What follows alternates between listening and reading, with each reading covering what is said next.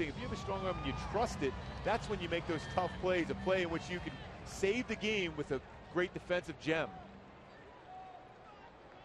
Jacoby Ellsbury set to step in and start the game against the Angels and Jared Weaver. Ellsbury hitting .292. And the first pitch of the ball game tonight is taken for strike one.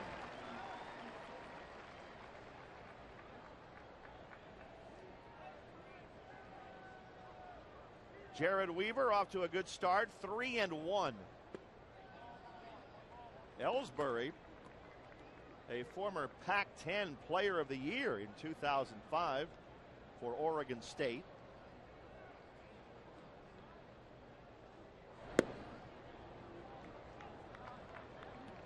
As far as we know, Ellsbury is the first Native American of Navajo descent to play in the big leagues.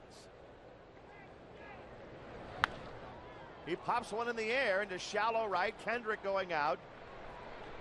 And Howie makes the play.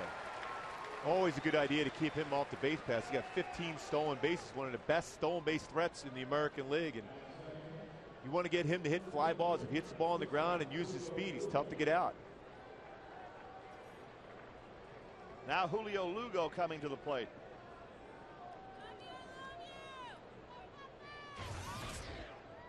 Lugo playing shortstop tonight.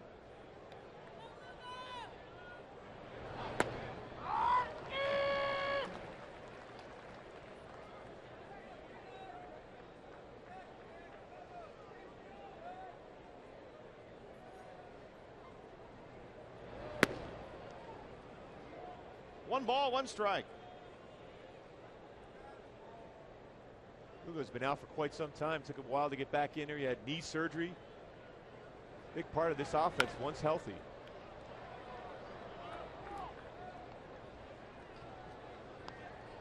Lugo has been in a lot of places in the big leagues. He started with the Astros. He went to Tampa Bay, spent a year with the Dodgers, or half a year at least, then came to the Red Sox, where last year he hit .268. Born in the Dominican Republic.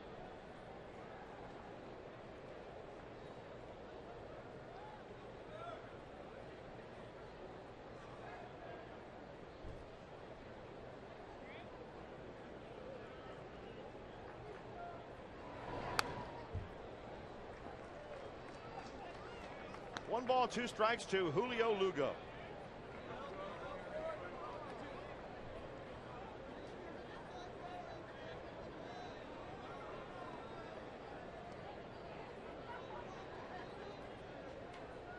He's done well against Weaver. He has. I mean, big thing, you got to be able to mix in some breaking pitches, whether it be the curveball or slider. Lugo very good on the fastball. It's a pretty good spot just off the outside corner for Jared Weaver, but now set up, he can throw the slider to be able to try to get him to swing over top of it.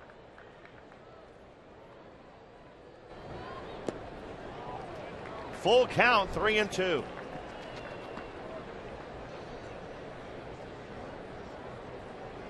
Now 3-2 count. You got Big Papi on deck. You're going to come in there with the fastball to the outside part of the plate, trying to get him to swing and miss.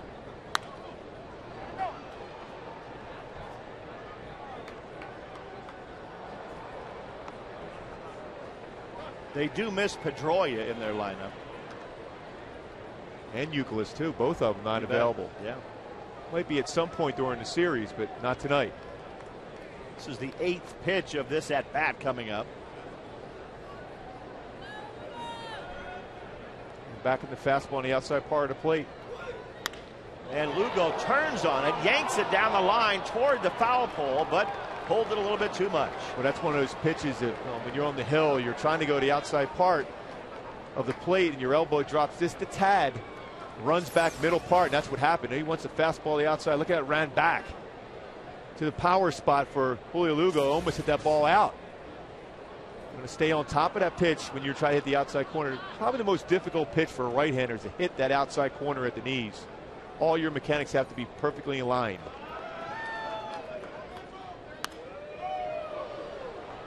Another foul ball, and Lugo's been up there for a while.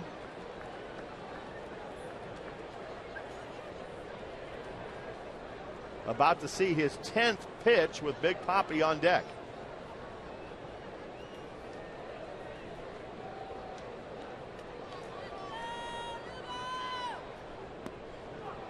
And finally, the breaking ball misses. Lugo battles and gets a walk. So here's Ortiz, who you would never ever think that at this point in the season his home run total would be 0.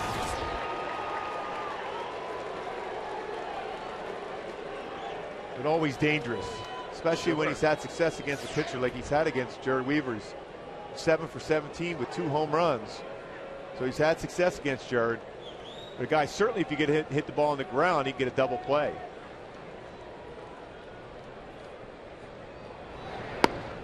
The Red Sox have played 32 games. This is the 33rd, so that's a pretty good drought for Papi. It's a lot of at-bats. The second longest drought of his career. Back in 98 into 2000, 145 at-bats. That's when he's battling wrist injuries at that time.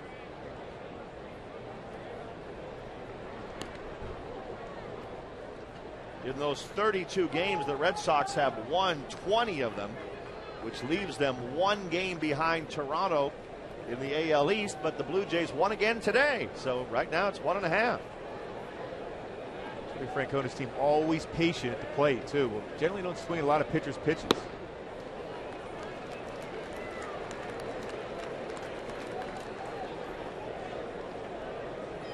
Look at that, 2 world championships in his first 5 years as a manager with the Red Sox, and all the pressure you have managing this club. Always that thought process that it's going to fall apart in September and or the playoffs, yet he's won 2 world championships.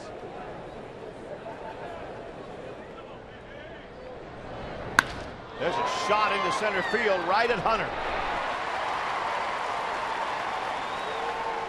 2 outs in the first inning with Jason Bay coming up. And Big Papi left to just shake his head. Especially when you hit it that way. You might want to avoid center field if you want to get a base hit. Well hit too. Good balance by Big Papi. His head down, shoulder. Perfect swing, but wrong guy to hit it to. It's not like they don't know that, but teammates in Minnesota. I mean, I guarantee you when the Twins saw the highlight of that catch, a lot of them thought, oh yeah, we've seen that before. He did it for them for a long time. And the great thing, he wanted to hit a home run for his mom for Mother's Day. He said, well, just instead, I took a home run away. Sometimes it's more valuable, more exciting, bring one back like he did. Especially in that situation. Jason Bay up there. We mentioned that the Blue Jays had already won today. They beat the Yankees 5-1. And that pushed the Yanks 6.5 back.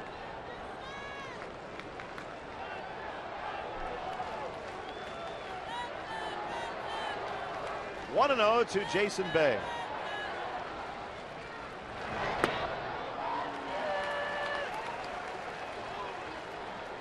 Jason Bay's having a great year so far for the Red Sox. Batting average over 320 and 324. 9 home runs, 34 RBI, mixing 8 doubles and a triple also, so he's doing it all. Stealing some bases too.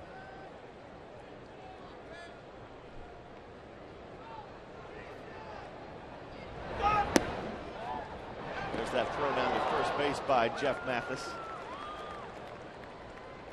The Angels are only half a game out as they start their game tonight. Well, Jeff Mathis is so quick on this. Catch it and throw right away.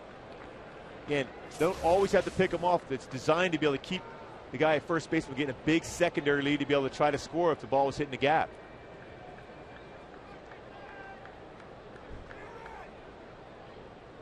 It would be pretty amazing when you think about it. Mike Scioscia's team could move into first place tonight if they win and Texas loses. But boy, Scioscia's kept this team together.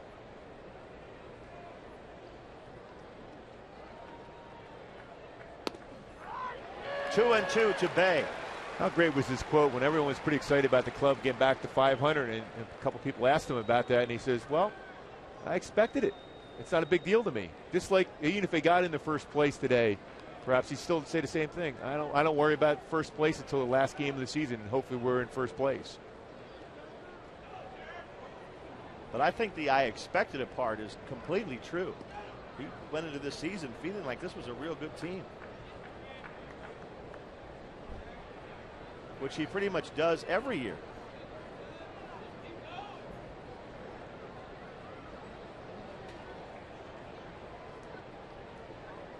Two and two to Jason Bay. Fly ball, center field. He didn't get the memo either. Torrey Hunter's right there, and the Red Sox are out. No score after half an inning.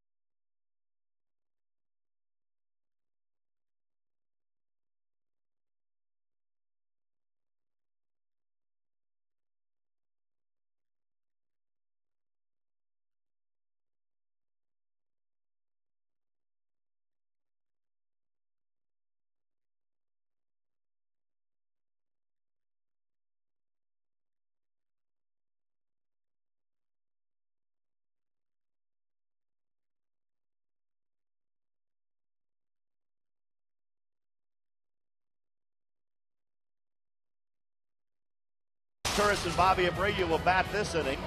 Torrey Hunter, Kendry Morales, and Mike Napoli in the middle of the order. Then Rivera, Kendrick, and Mathis.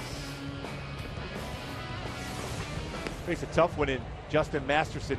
Very tall, good downward action on his sinker. He's got a nasty 89 to 93 mile an hour sinker. Good slider and a changeup. The key against him for the Angels would be try to get that fastball up in the strike zone, make him involved in the game. Make him field some bunts, worry about the stolen base. Defensively for the Red Sox, Bay, Ellsbury, and Drew in the outfield. Bailey and Green on the right side. Julio Lugo and Mike Lowell on the left side. Veritek catching Masterson. 24-year-old Justin Masterson facing Sean Figgins to start the bottom of the first inning.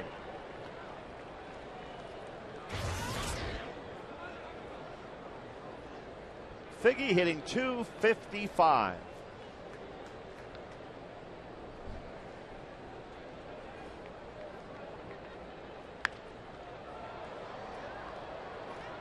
Oh and 2.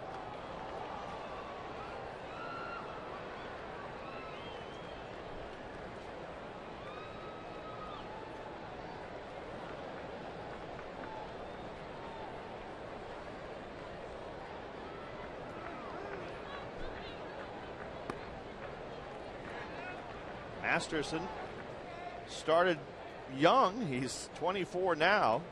He's already been married for a couple of years. And last year won 6 games for the Red Sox.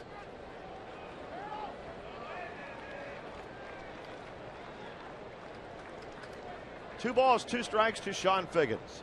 You see that good downward slider he has, similar to what Zach Greinke, to try to get the left-hander to swing over top of that slider when ahead of the count, go to the back foot of left-handed batters.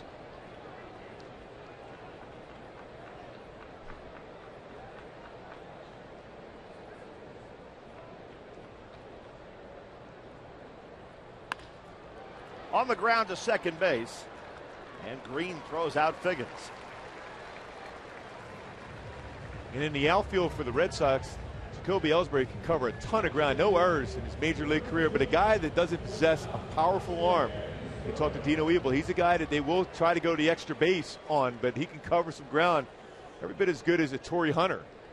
But a guy that the Angels will take advantage of. Dino said they will try to go that extra base and attack the outfield, even Jason Bay. A strong arm, but at times takes a little bit longer to throw it.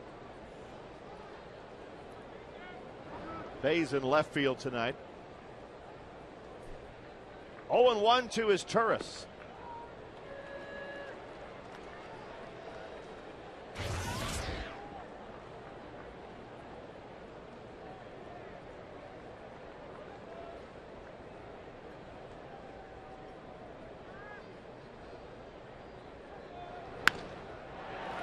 Down the third base line and in there for a hit.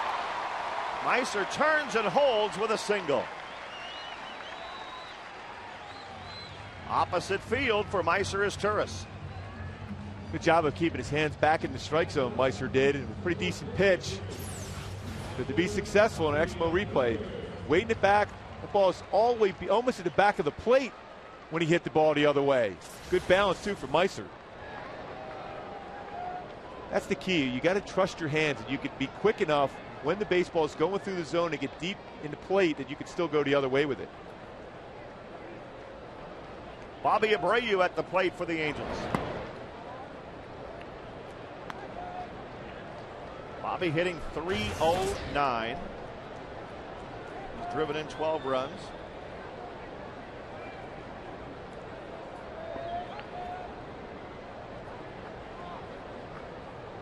He's found a lot of different ways to get on base. Including taking a walk if he can get it. Masterson, fairly quick, doesn't have a high leg kick for a guy being 6'6", but he does have a looping action in his arm, so it takes a little bit longer to get the ball to the plate. Jason Varitek, very good at calling the game, but his arm has slowed down a little bit too in his career, so it's a good opportunity for the Angels to think about getting that running game going.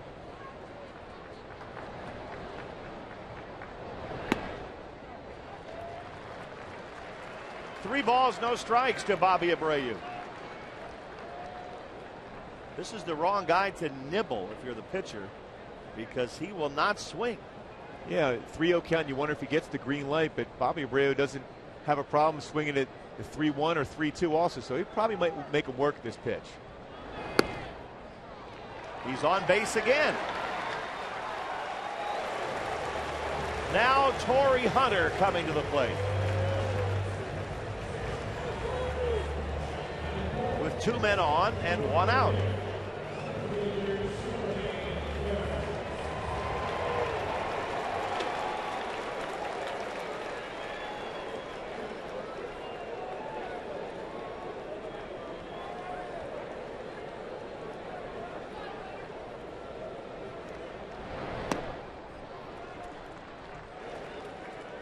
Masterson has missed with 5 in a row now.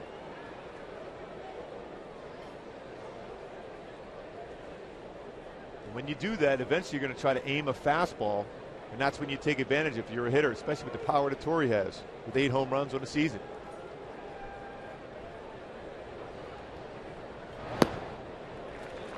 Remember the game Sunday, Abreu walked all 4 times up. So tonight, he's made it 5 straight plate appearances, all walks. That's pretty amazing. It is.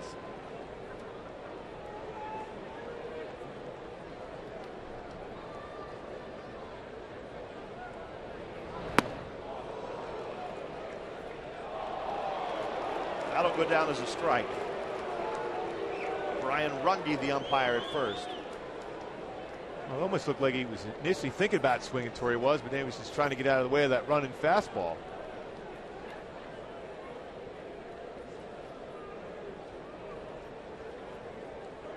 Two and 1 to Torrey Hunter.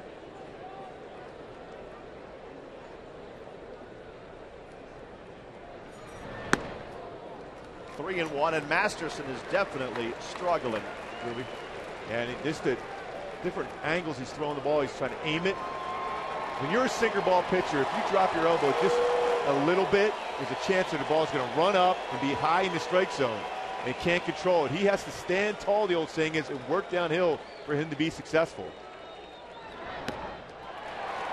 Back-to-back walks, and the Angels have the bases loaded.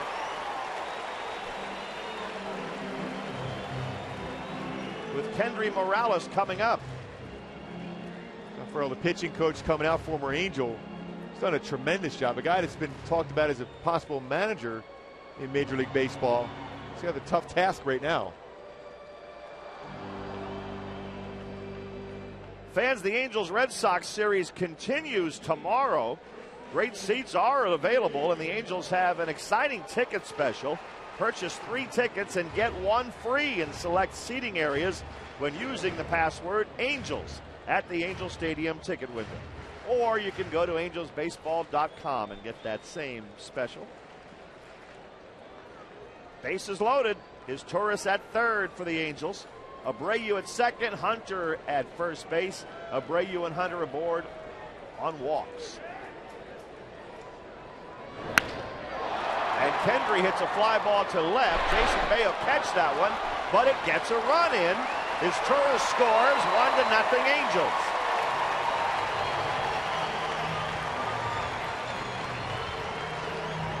Good job by Kendry right in that spot.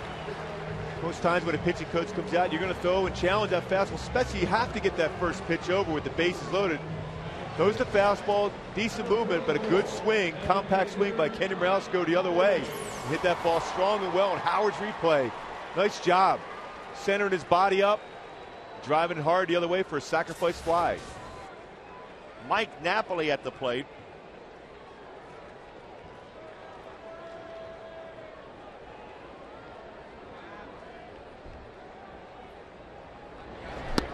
Of course, the other question, Gooey, that somebody might ask is, wait a minute, he just walked Abreu, and then he walked Hunter. He missed on 8 out of 9 pitches. Why would you swing at the first pitch? Because you're going to try to throw a get-over fastball, and that's the spot. You know, you can wait and be patient, but if you fall behind 0-1, then he has options. He can throw a slider, get you hit a ground ball. If you get that fastball that's up where you can drive it, you got to take advantage of it. But now he's behind again. 2-0 to Napoli. So this is the spot now for Napoli with all that power, particularly to right center field. Get that fastball out over the plate and crush it.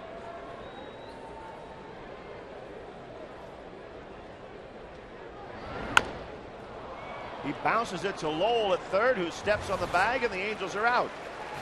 They get 1 run out of that and lead 1-0.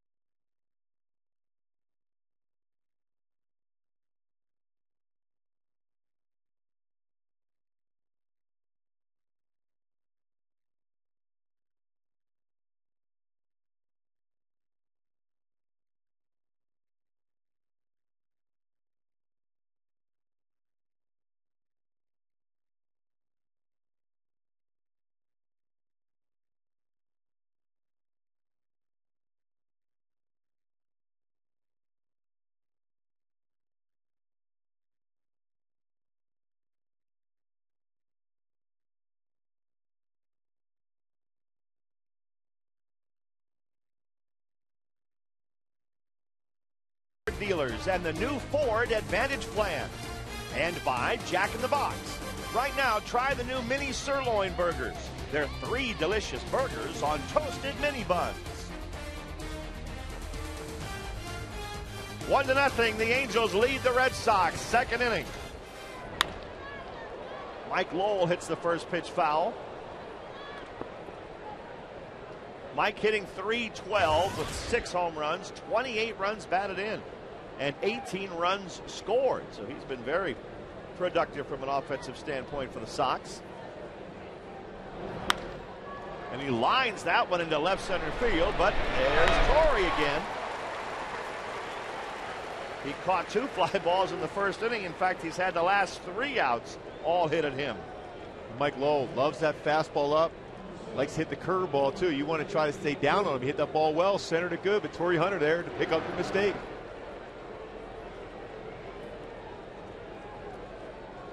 J.D. Drew at the plate for Boston.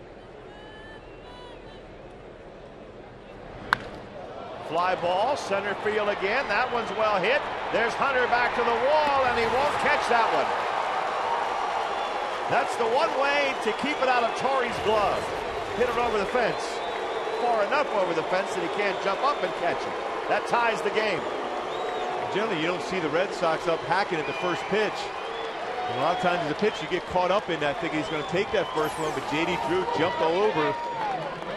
Slow replay shows that balance in the head, getting the ball up in his own, big part of the bat on it. It's a big part of the yard that J.D. Drew went out of. Jeff Bailey takes strike 1. Drew now has 5 this year. 3 shy of 200 for his career. 0-2 to Bailey. Guy that prefers to hit the fastball, not real strong on breaking pitches.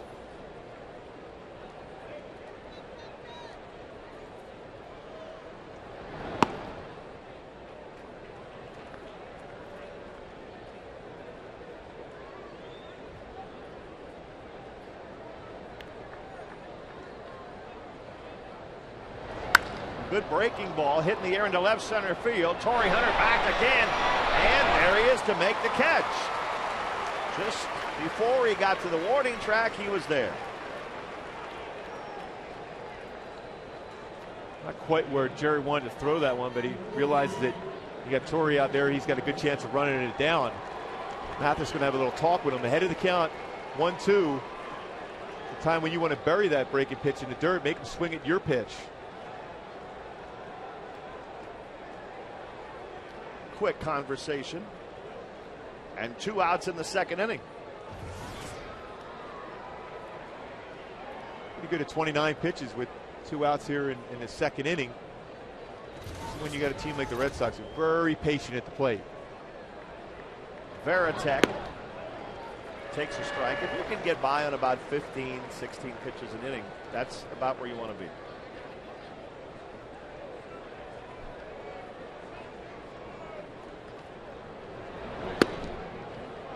1-1 to Varitek. And I think the thing Mike Scioscia and Mike Butcher are going to look at with Jared Weaver tonight, first complete game of his career last time out. Sometimes as a pitcher, that's a little bit of a carryover, and you're not used to that thrown in that 9th inning.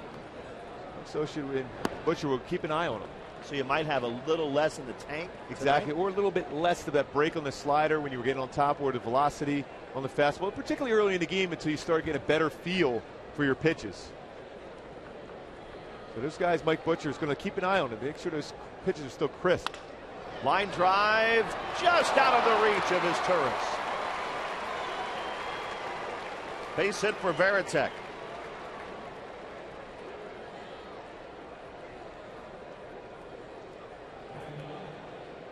Meiser thought he had a shot at this one. Pitch down, good pitch. There's nothing you can do as a pitcher. A better job by Varitek of putting that ball in play and going the other way. Just barely got over the head. Meiser for a base hit. As much as you hate to admit it, sometimes you got to give the hitter credit. Now the number 9 hitter in the batting order, Nick Green, the Red Sox second baseman tonight. Takes a strike.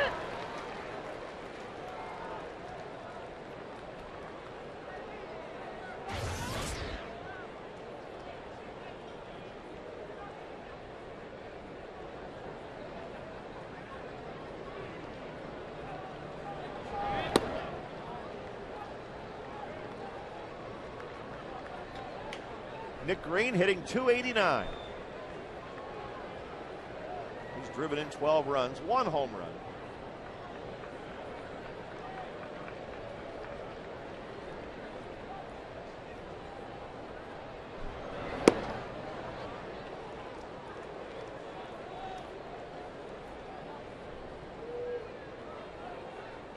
That last one didn't miss by much. 2-1 to Green. He got the inside part of the plate. Pretty good pitch by Weaver. 2-2 now. Jimmy Joyce is the home plate umpire tonight. And one thing about Joyce is that loud strike call on a called strike. He's always one of my favorite umpires. He's pretty consistent. A guy that's not afraid if you hit the corner, he's going to ring up the batter.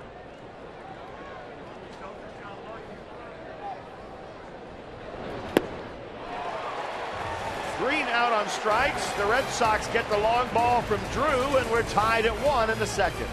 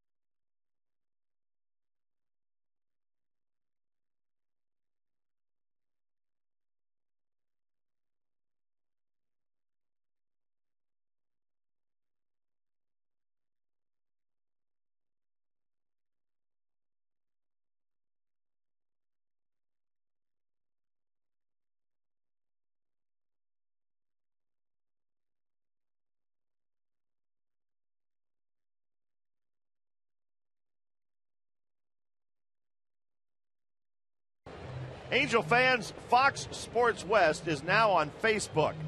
Join us for team updates, breaking news, and video. Now on Facebook too? Rory, you're busy all day long, aren't you? It just never stops. All the information you can give out in the course of a day is just this yeah. prolific. And not even know who's getting it. Yeah.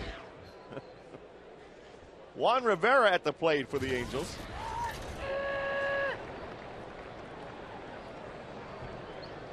Oh, 0-1 to Juan.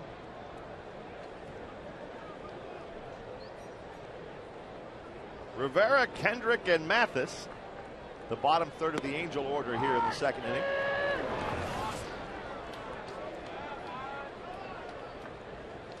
There you go, Rory. Excuse me, I'm twittering right now. Okay. My bad. I'll give you your space. Good. 0-2 to Rivera.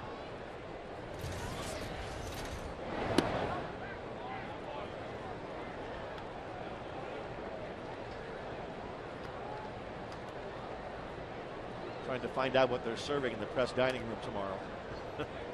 Get that inside information. Yeah. Get an early jump on that. 2 balls and 2 strikes to Rivera.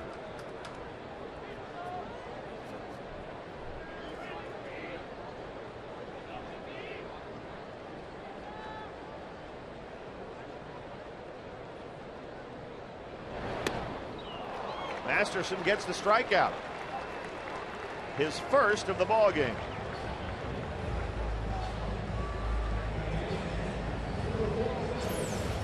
after a couple sliders, Masterson goes with a fastball, and it fooled Juan Rivera. He's looking for something all speed, and he got the moving fastball and was late on it.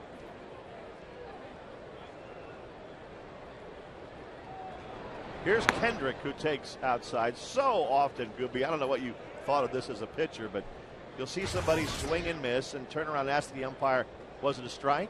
But at that point, what difference does it make? And also, if you're swinging at it, you're basically tipping the umpire behind the plate that you really don't have an idea of the strike zone. I love that. When a batter would turn around and go, was that a strike? And, you know, I was thinking, okay, obviously this guy doesn't know what the strike zone is if he's swinging at pitches that he thought might not be in the zone. Or if you're in the bench and you like to say some things during the course of the game, you might say some other things too that may not make them smile. 3-0 to Howie Kendrick, and he walks on 4 straight. So Masterson not smiling about the walk totals. Now that's 3 already in the first 8 batters.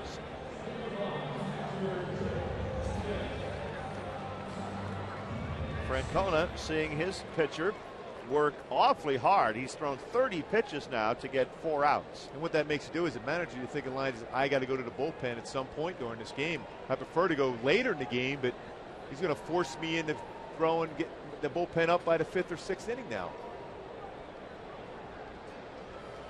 Jeff Mathis at the plate. 0-1.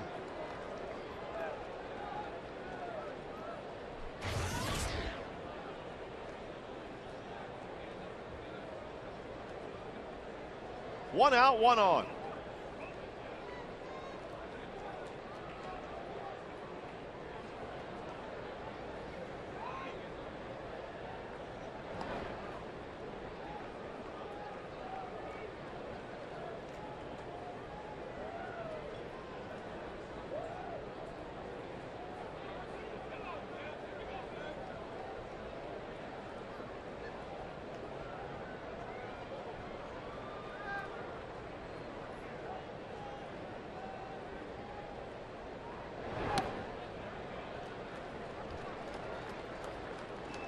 Masterson not missing real close either. He's had a lot of pitches that just have been way off the plate. Talking about a sweeping slider off the plate. You know, with his mechanics and his size, any opening of that front shoulder, you're going to see some pitches way out of the strike zone.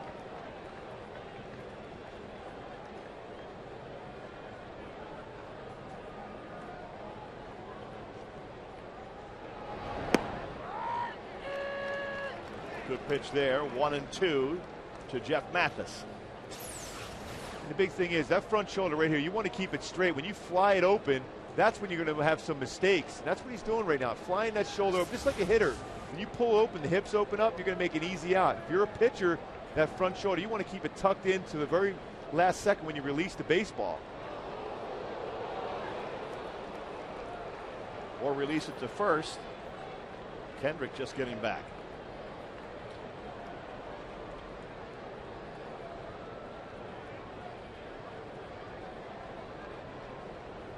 One and 2 to Mathis.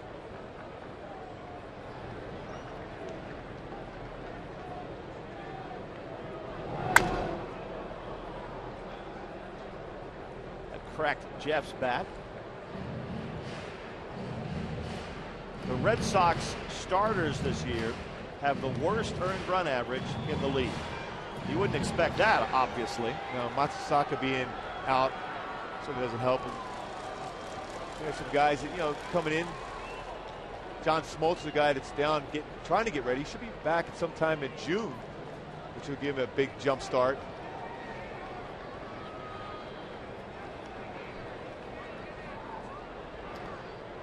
Kendrick dives back in there once again. Over the last 9 games at the Big A between these two teams, the Angels have won 7 of the 9. Mathis fouls another one away.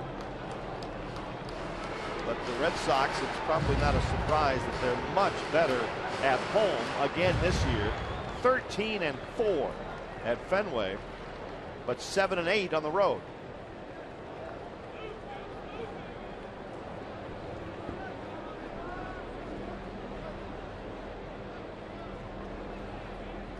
1-2 to Mathis. Line drive, base hit into left field. Howie stops at second. The Angels have 2 men on with 1 out.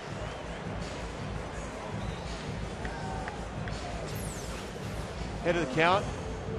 Fastball with movement, and not exactly where he wanted to. Jeff Mathis did a nice job of fighting off some pitches to be able to get a pitch out over the plate. Fights it in there for a base hit. And Figgy coming up.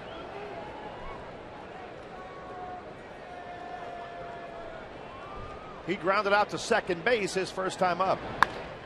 He pops this one up. Ellsbury in and over. 2 outs.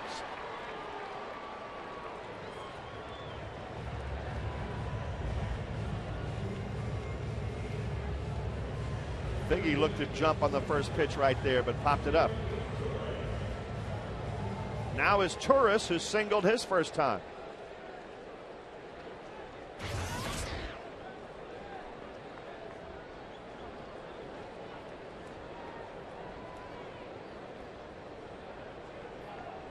Two on, 2 out in the second inning. The game tied up at 1.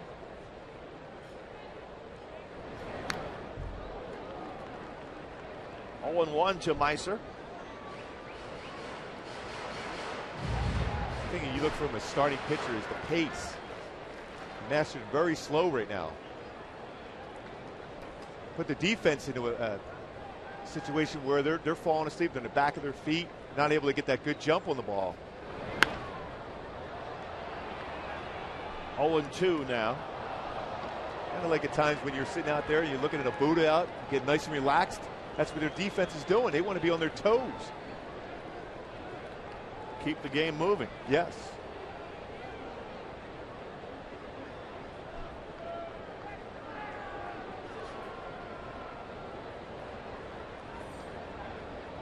Oh, 2 to his Turris.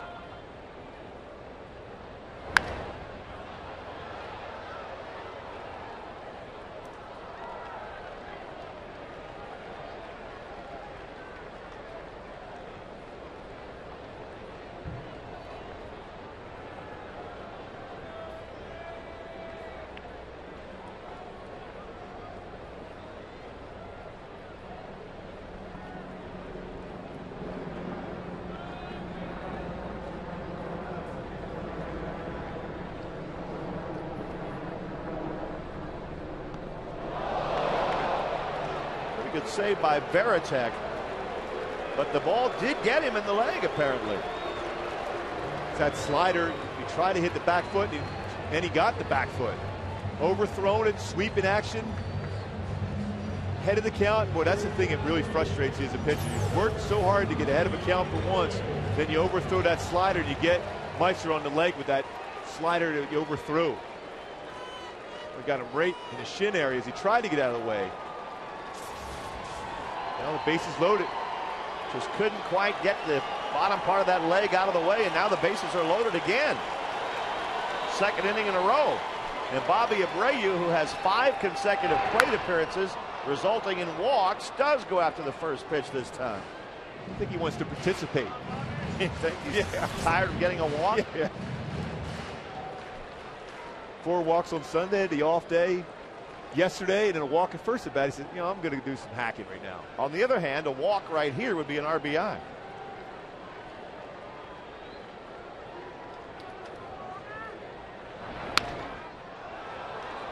But Masterson's ahead 0-2 at the moment.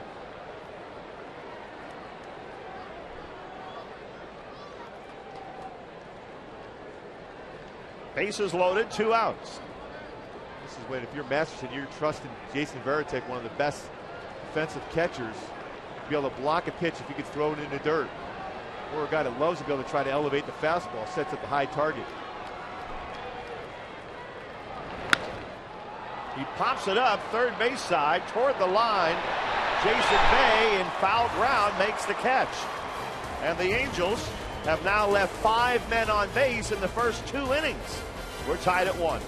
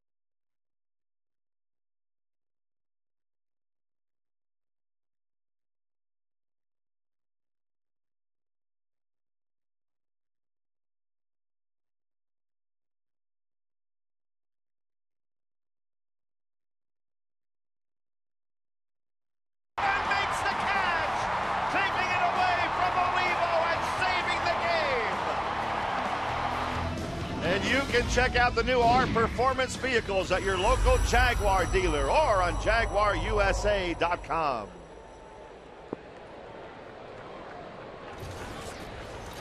Top of the third, top of the order for the Red Sox. Ellsbury takes strike one. Again, key to be able to beat this Red Sox club is to keep him off the base pass. 50 steals last year. He's got some pop in his bat too, but a guy that can run and create havoc. He popped up to Kendrick his first time up, but Weaver ahead of him 0-2 right here. Amazing, third most in Boston history to have 50 stolen bases last year.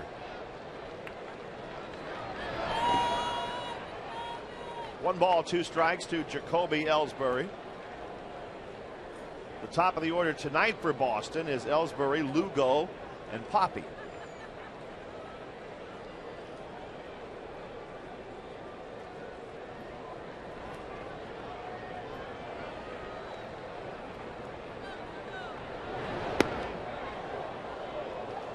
Two and two.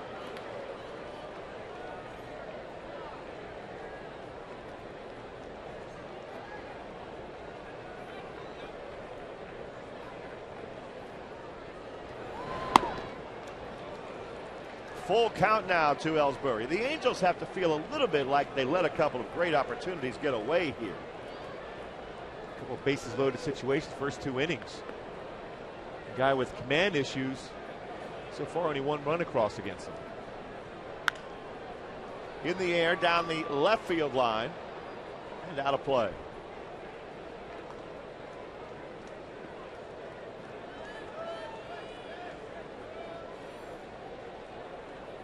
Maybe it's just the way the game is going or the type of a night it is, but it just feels very quiet in here for an Angels-Red Sox game, doesn't it? So far, you're right on that one. It is surprising. That one's hit right to his Turris, and Mike Meiser throws out Ellsbury. See how quick he gets down the line. If you're an infielder, you can't wait back on that baseball to come to you. You got to come get it because he can fly down the line. That was a good changeup. But Jerry Weaver, good pitch, was down. You can see him going down the line. He's playing the game the way it should be played, hard as possible. Barely got him. Nice play by Meiser. Strong arm gets him. One out, Julio Lugo up there.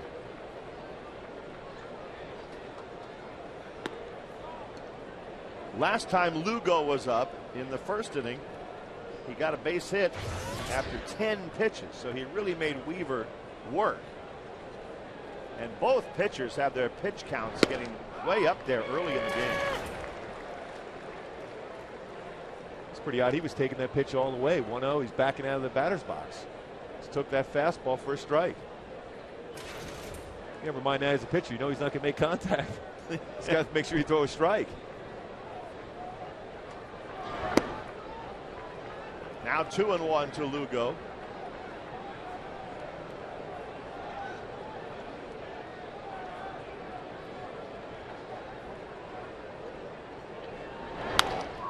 And he pops that one up. The shortstop is Turris into shallow left to make the play. Two down in the third. Kids, are you looking for a great addition to your game room that includes the Rally Monkey? Well, if so, come out to the Big A on Saturday, May 30th, as all kids ages 2 to 18 in attendance will receive a free Rally Monkey board game set. Yes. Courtesy of Stemrick's Heritage Food. This 2-in-1 set includes game favorites such as checkers and tic-tac-toe. Now there's a guy that can't wait to get that board game. They feature the Rally Monkey. Great seats are still available, but they are going fast, as you can imagine, with checkers on the line. Visit angelsbaseball.com and purchase your tickets right away. Big Poppy up there at the plate. Can't wait. Oh, that's going to be great. Oh, yeah. Got chills. Board game. I might challenge you, Rory, to that one. Checkers? Yes. I think my chances. You might have a chance. I know you'd lose at tic-tac-toe because you just can't figure things like that out.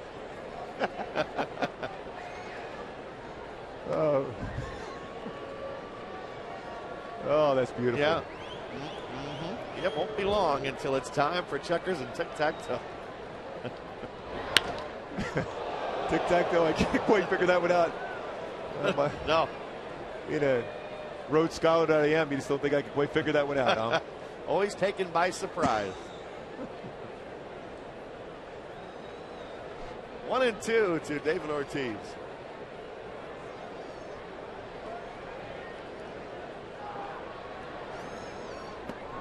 Check swing, he went around, and Big Poppy's out. So are the Red Sox in order in the third. We're tied at 1.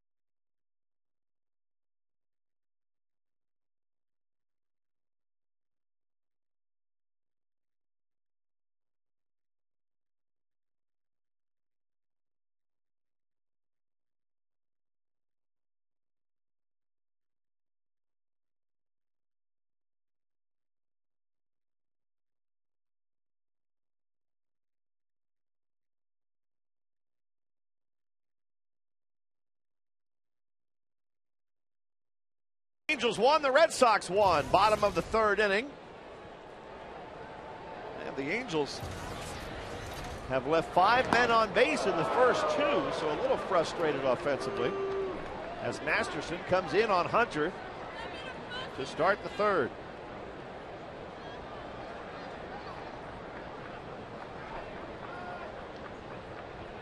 Oh, now he's been warned. That one was behind Torrey. And home plate umpire Jim Joyce warns both dugouts and the pitcher Justin Masterson. Both managers looking on. That was unusual. But the history the last time the two clubs got together. Oh, that's about 3 feet behind him.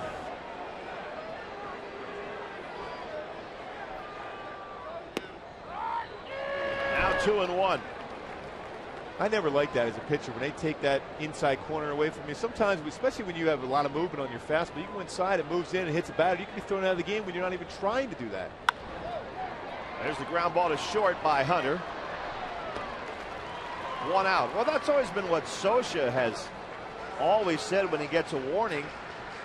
Hey, we pitch inside. You've seen Mike say that to umpires many times. You can't take that away from us. And Mike Scioscia is definitely a guy that never believes in that part of retaliation. He believes if you're going to take somebody out at second base or so, it's a big thing to do. The ironic thing, and I'm sure it was an accident, is that Hunter's bat hit the home plate umpire, Jim Joyce, as he tossed it away and ran to first base. And Jimmy's a little shaken right now. Like I said earlier in the game, he's one of the best, most consistent umpires in the game. Torrey hits this ball on the ground, throws the bat back and gets him. Situation where Jim Joyce, always the guy that's hustling out there. Most umpires will stay behind the plate and let the play dictate what happens. He was already running out just in case he needed to be involved in the action. He ends up getting hit by the bat. I don't know if the last time these two teams met and the Josh Beckett, Bobby Abreu incident was on Joyce's mind when he gave the warning, but when you throw a pitch behind somebody, that certainly increases your chances of getting warned. And we were talking to Darrell Hamilton, who works for Major League Baseball. He was here with the thought process just to make sure it's over with. Right. And then, of course, so they're on the edge. That one's headed toward the foul pole, but he hooked it a little bit too much. This is the last time the teams met here in Anaheim, and this obviously got a lot of play. Abreu calls timeout. Beckett throws it up and in on him. Of course, Torrey ended up getting pretty animated in there himself. So you see right here, he got thrown out of the game. He's protected his new teammate, Bobby Abreu, in that spot. Mike Scioscia got thrown on Mickey Hatcher. This is a situation where that was not handled well as far as the amount of Angel players thrown out. It should have been Beckett. Lugo makes another play. Morales is out, 2 down.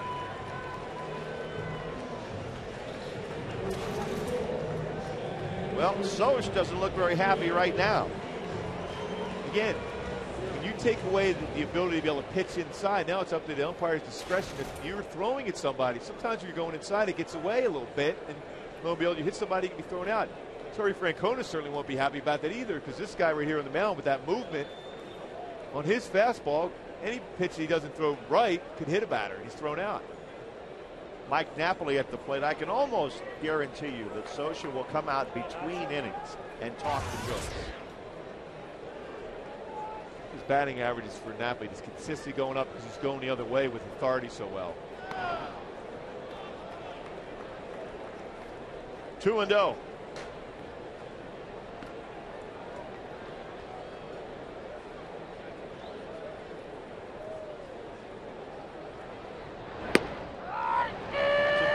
To read the pitcher's mind, but when you see a pitch like that one to Torrey Hunter, you automatically start to think about it, don't you? You have to, especially when you've talked about it, especially with a series like this, a heated series that the Red Sox and the Angels have. Pitch a game against Oakland one time when they hit Wally Joyner.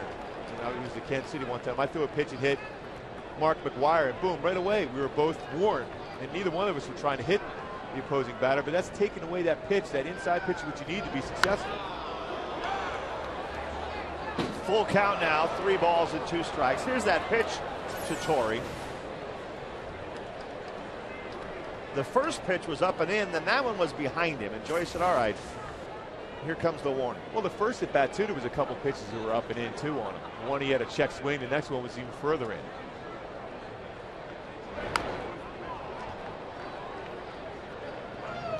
His Taurus did get hit by a pitch last inning, but that one was just kind of a glancing blow off the foot that couldn't have been. And that was a breaking pitch also. Yeah. And you can see the movement there. That fastball by Meshin started middle part of the plate and ran off the inside corner at Mike Napoli. Over the mound behind second, and it's going to be a base hit for Napoli. A 2-out single for Mike. Play right here. When you're 6'6", you want to. A lot of times you're not going to be in good fielding position. You try to throw the glove on the backhand side to knock it down, but unable to do so.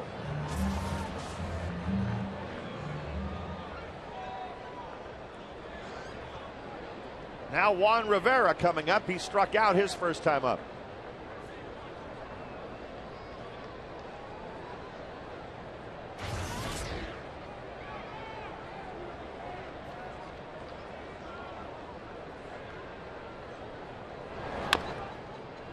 We mentioned if Texas loses and the Angels win, the Angels could move into first place tonight, but the first part of that didn't happen.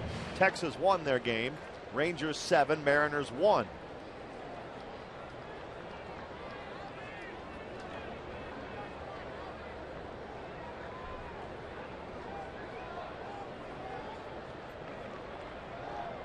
Oh, and 1 to Rivera.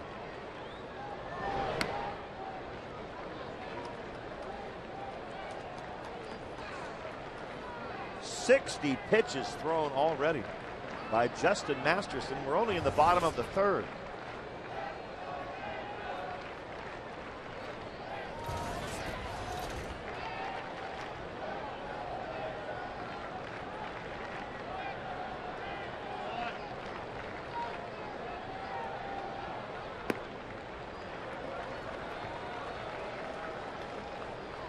2-1.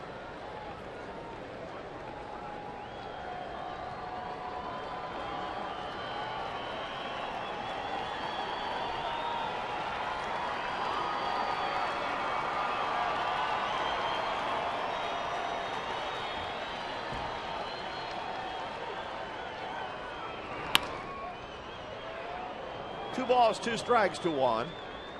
Tell you what, John Farrell, the pitching coach for Boston, has his work cut out with Masterson. A lot of moving parts. Tall, sidewinder, throws a three-quarter action. So any kind of movement, front shoulder opening up at all, you're going to see some mistakes in that zone. You can see him standing, watching him. It's like watching a golf swing from a tall golfer. A lot of things can go wrong with that swing.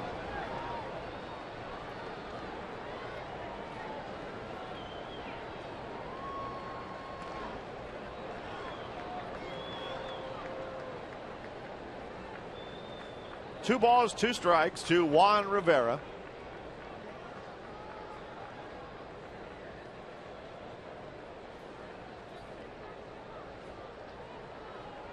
Napoli at first base.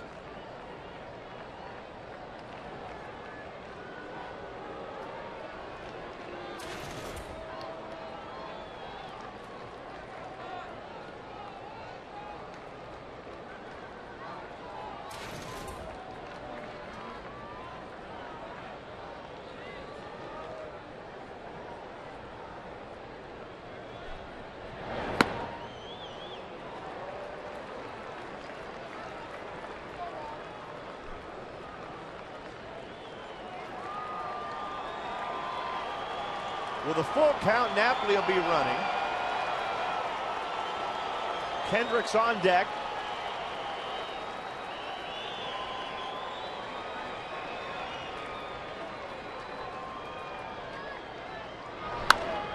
And Rivera pops it up. Coming in is Drew, and he'll call for it and make the catch. After 3 innings, still a 1-1 tie.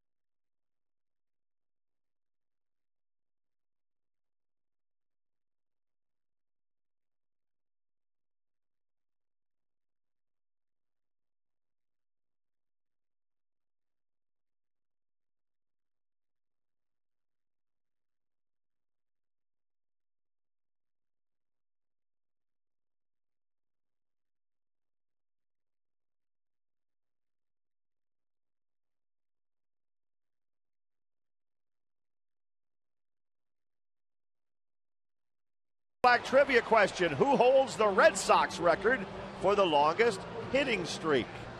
The obvious one would be, you think, Wade Boggs. That was my very first thought, so it's probably wrong. Now they're discussing to make sure this warning. And as we knew he would, Scioscia did come out in between innings and talk to Jim Joyce. And Jim now would be saying, hey, look, don't do anything. Exactly. And he's situation, you know what? Like I said so many times here already, he's a very good umpire. He's explaining to Jarrett right now, hey, I have the option of throwing you out if I think you're throwing at the batter, but I'm going to give you the ability to be able to pitch inside. So it's not going to be taken away completely by Jarrett Weaver, but if he feels the intent was there to throw at a batter, then he'll eject him. Right, and, you know, I think it's a good thing that he went out to talk to Weaver just to let Jarrett know that, but also let him know that, hey, I'm going to have a little common sense here, too. Exactly. A lot of times, if you're a young pitcher, you think, well, I can't go anywhere near inside. He's going to throw me out. But it's obviously not the case. 1 ball and 1 strike to Jason Bay.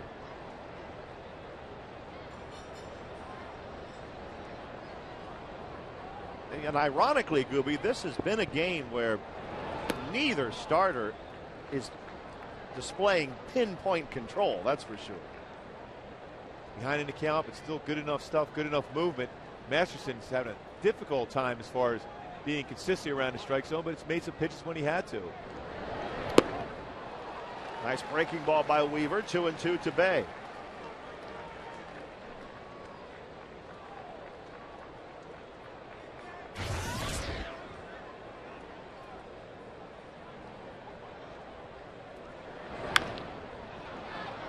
Still 2 balls, 2 strikes.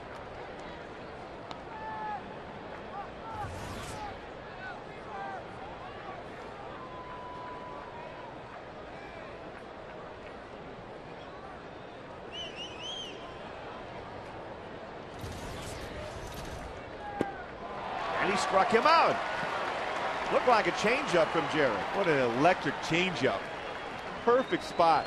Jason Bay, after set up with that fastball the pitch before, thinking fastball, same arm angle, same action, then wow, 8-mile-an-hour difference with movement. Circle changeup.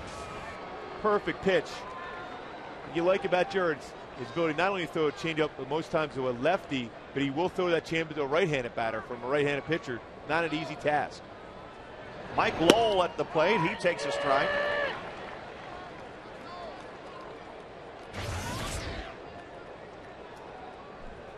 Lowell has a couple of rings. High pop fly. Torrey Hunter coming in. Kendrick going out. But Hunter will make the catch. 2 outs, and Weaver now has retired 6 in a row. J.D. Drew, who homered his only time up, now stepping in. Last time up, generally known as a patient hitter, jumped on the first fastball by Jared Weaver. So this is a spot now, you got to remember that on the hill. And he's not afraid to jump on that first pitch. So that's when you throw maybe the changeup, curveball, something off speed. The Angels put a shift on for Drew. 3 infielders on the right. Figgins way off the line at third, and Drew swings and hits a high pop fly. Figgins near the mound. Morales coming in right on the mound. Sean makes the catch. Whoa, that's not always easy as he did a little sidestep on the mound.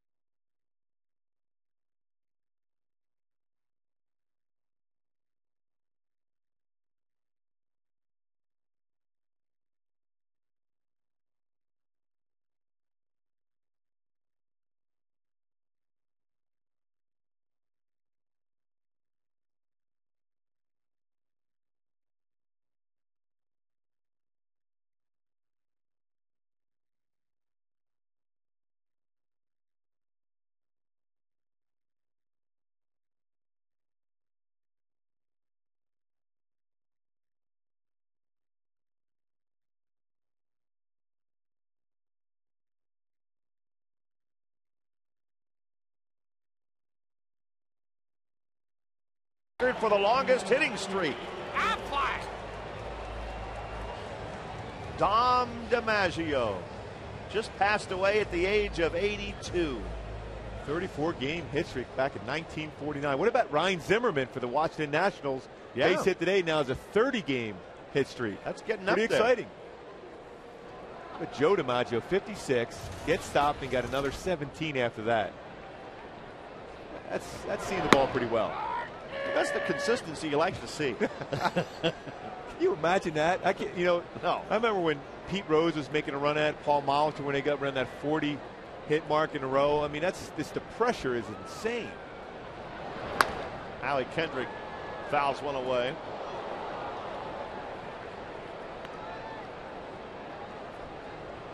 Never did meet Joe DiMaggio, but I did meet Dom.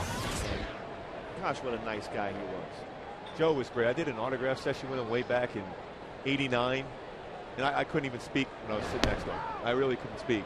Was there more demand for your autograph? Or yeah, everyone was pushing him aside. I said, "Hey, wait a minute. That's Joe DiMaggio. Be cordial. Wait your turn." Boy, does that put you in your place when you sit next to Joe DiMaggio? Like, sir, can you move out of the way for a while? 2 balls and 2 strikes.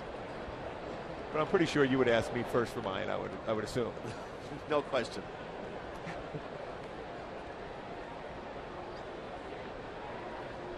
Two and 2, the count to Kendrick. Full count now. That's my ultimate treasure I have in my house. The Joe DiMaggio autograph. What'd you get him to sign? He personalized it for me too. Said to a great pitcher. Wow. I almost died. I'm like, whoa. Yeah, that's a keepsake there. Yeah. Might have been making up a few things, but I'll take it anyhow. Another walk for Masterson, who's continued to struggle with the zone now at 70 pitches. That bullpen is going to have to get busy at some point for Boston. You keep making mistakes, like I keep putting base runners on, you're going to pay for it at some point. That's 4 walks, 3 hits, and a hit batter. But it's still a 1-1 game because the Angels have stranded 6 through the first 3 innings. Jeff Mathis up there.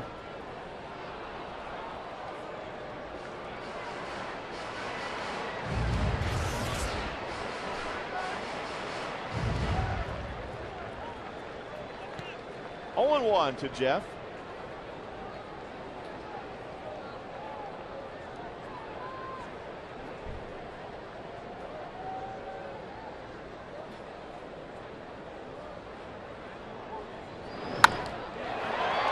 Just out of the reach of Green, a base hit. So Mathis now 2 for 2 with 2 singles. 2 excellent swings too by Jeff Mathis. Even better than the first one. Stayed back, trusted his hands. Was able to stay back on the ball and drive it the other way. Perfect level. It's how he's got to wait to make sure it got by Green at second base. Now in first and second situation with a guy with a lot of speed at the plate, Sean Figgins, the ability to bunt and put the pressure on the defense. Now if you're the Angels, you have to start cashing in, don't you? Have to. The bunt by Figgins, and Masterson goes to first. So the Angels successfully sacrifice and move the runners up. And once the third baseman, Mike Lowell, committed to that baseball, there's no way you can get him at third base. Spot where Masterson got off the mound pretty quick. If he got up there quick, if Lowell stays back, he has a chance at third base. Nice job of deadening that baseball. And Sean Figgins squared it, level bat. Howard's replay. That's a perfect job of bunting and laying it down, forcing the pitcher to make the play. Gets him over in scoring position. Now have to cash in. Is Turris at the plate? 0-1. Meiser has singled and been hit by a pitch tonight.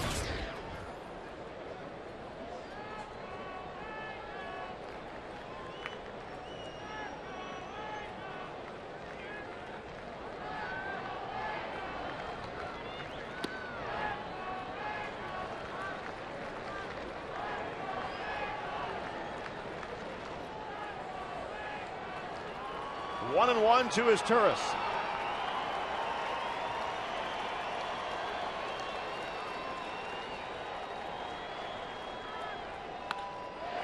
A liner to right, playable for Drew. He makes the catch, but it will get the run in. And the Angels once again sack bunt, sack fly. They execute and they take the lead. Well, that was a dangerous throw by J.D. Drew in the third base, and Howie went down that line as fast as you can to make sure he crossed the plate before that play was at third base. Very smart play by J.D. Drew, going to the third base, a little shorter throw. Got himself in position, realized he's going right to third right off the get-go. He knows he can't get Howie. He's going to try to get Jeff Mathis. Julio Lugo cut it off. That would have been a lot closer play. That's why you always go down the line when you're tagging up third. You don't assume it's going to be a routine play. You got to go as hard as you can to score, just in case they throw behind the runner and get the guy at third before you cross the plate. Now Abreu looks at strike one.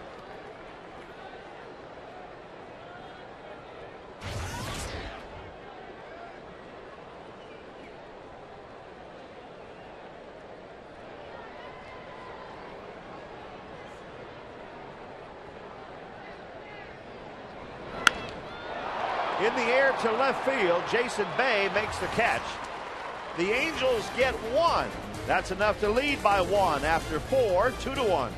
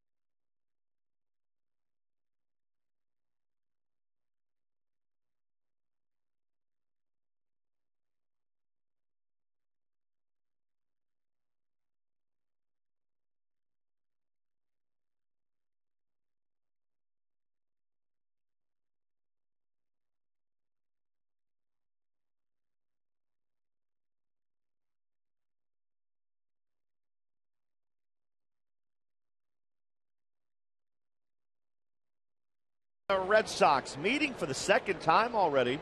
Second series we've had here with the Red Sox. And the final visit for Boston. They'll be here tomorrow night and Thursday afternoon. Jeff Bailey at the plate. Takes a strike from Weaver. A weird scheduling that the Angels don't see Boston again until what, the end of August when they go to Fenway. Very unusual, yeah. The Kansas City Royals, the team that just came through here in first place in the Central, the Angels swept them. So tonight the Royals are in Oakland and having their troubles again. It's 10-0 A's in the fourth inning.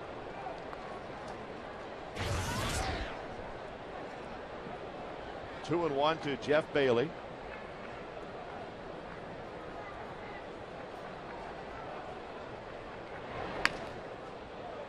Weaver's breaking ball hammered foul. 2 balls, 2 strikes.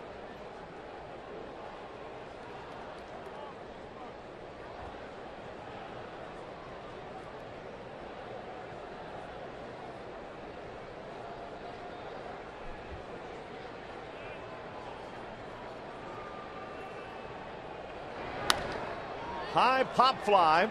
His Turris going out. Hunter coming in. But Torrey will call him off.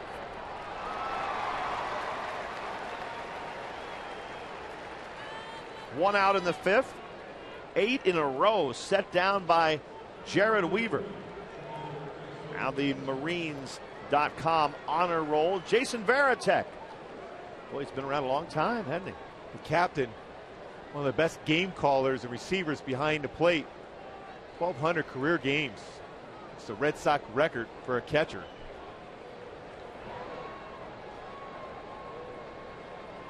And Varitek had a base hit his first time up. The Sox have only 2 hits off of Weaver.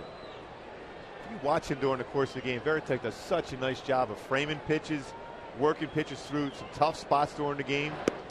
So valuable a guy to this team. And last year the batting average wasn't there. The bat speed looked like it slowed down. The arm strength, but his ability to call the game so important to this club, and his leadership skills.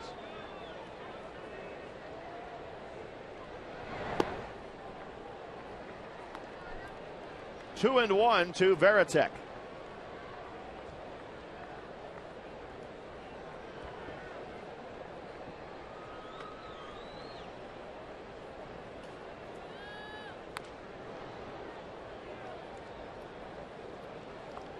Two balls, 2 strikes.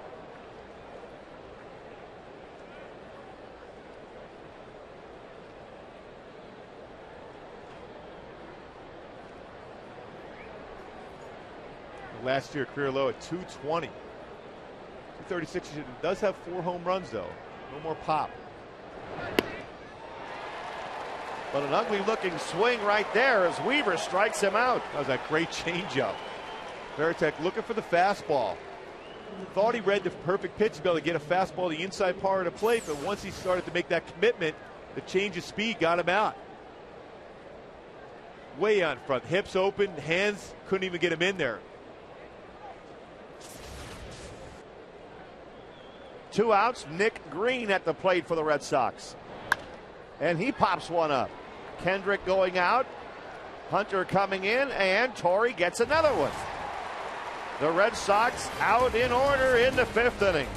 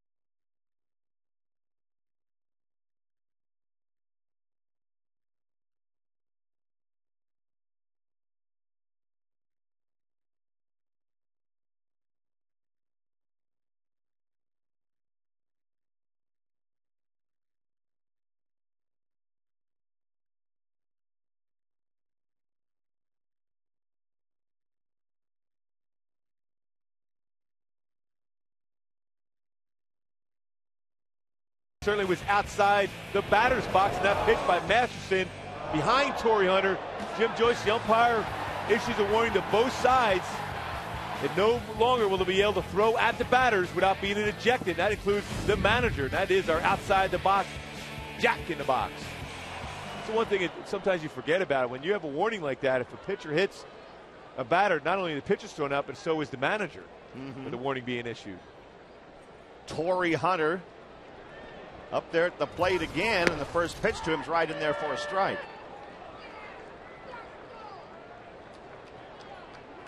Torrey's 0 for 1 with a walk. Masterson has walked 4 already.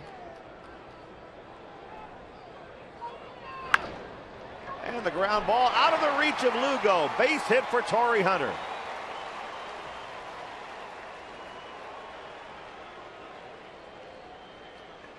When that ball left the bat, I'll confess, Gooby, I thought that might be an out, but somehow Lugo just didn't get to it. Yeah, it looked like when he was trying to reach down, it was well hit by Torrey Hunter, but in the last second, stumbled trying to make the play. It looked like he had a chance to be able to get himself in position to be able to field it and make that long throw spinning from the outfield grass, but stumbled.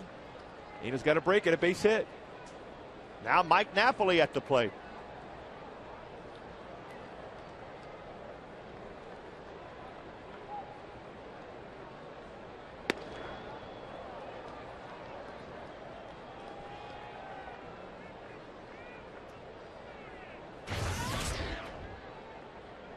Napoli has grounded out, or Kendry Morales rather. Napoli's on deck. Kendry has a sac fly, and he is grounded out.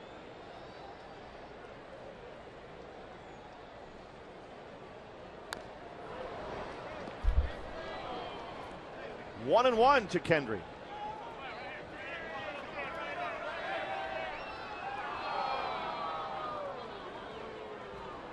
Amazing on the Angels with both runs across the bench. Sacrifice fly. They won that game against the Royals 1-0 on a sacrifice fly. So it's doing the little things, creating opportunities, get guys in scoring position and getting the job done. Mickey Hatcher loves that when the guys execute.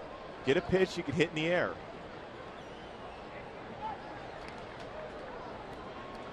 Well, you couldn't say they're tearing the cover off the ball, but they're doing enough to get people on base where they can hit and run, they can steal, they can squeeze, they can do the things that Mickey Hatcher and Scioscia love to do with this offense. Well, when you think about it, the reason why you're 2 games over 500 at this point is the offense has done a great job.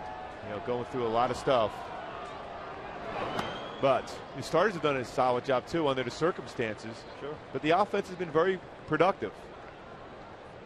And you're facing a pretty tough pitch. I mean, you only get, when you're facing Zach Greinke, you're not going to get many opportunities.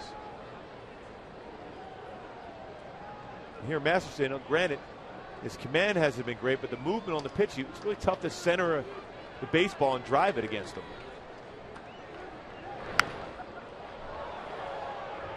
Two balls, 2 strikes now to Kendry.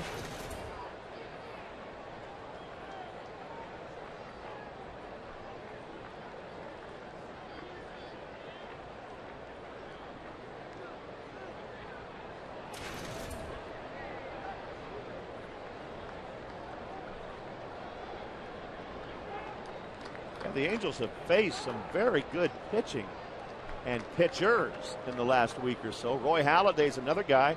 He beat the Yankees 5-1 tonight.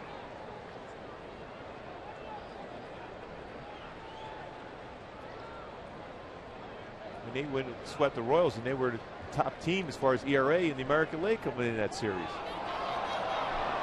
That's going to be an easy out.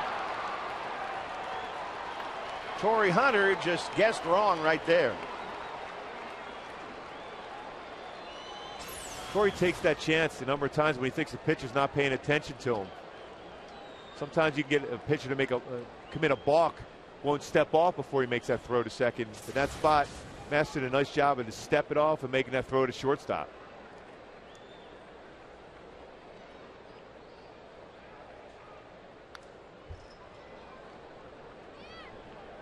Still 2-2 to Kendry Morales, now with 1 out and nobody on.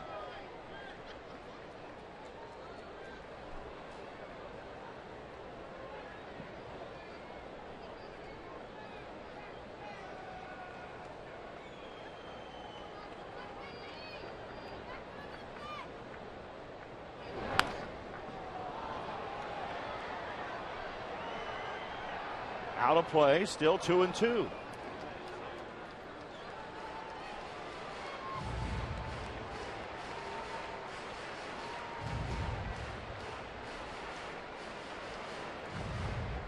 The Angels have 5 hits off of Masterson. Plus, he's walked 4 and hit a batter, but he's behind only 2-1.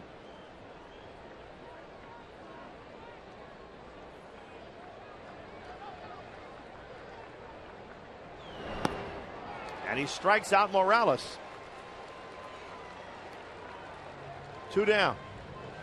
This series between the Angels and Red Sox continues tomorrow night. Great seats are still available, and the Angels have a ticket special going on. Buy 3 tickets and get 1 free in select seating areas when using the password ANGELS at the Angels Stadium ticket window or angelsbaseball.com. With 2 outs, here's Napoli.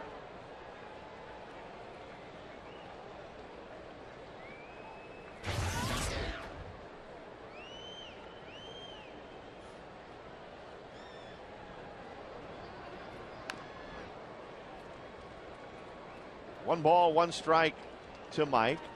We mentioned the hits and walks against Masterson, and he's about to make his 90th pitch. We're only in the 5th inning.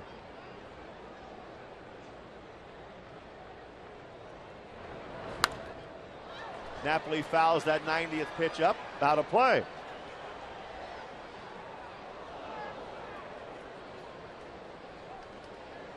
One ball, 2 strikes. Masterson his last time out threw 112 pitches versus Cleveland, so that he probably max has one more inning in him. A line shot by Napoli, but he hit it right at the left fielder, and the Angels are out in the 5th inning. It's still 2-1 Angels.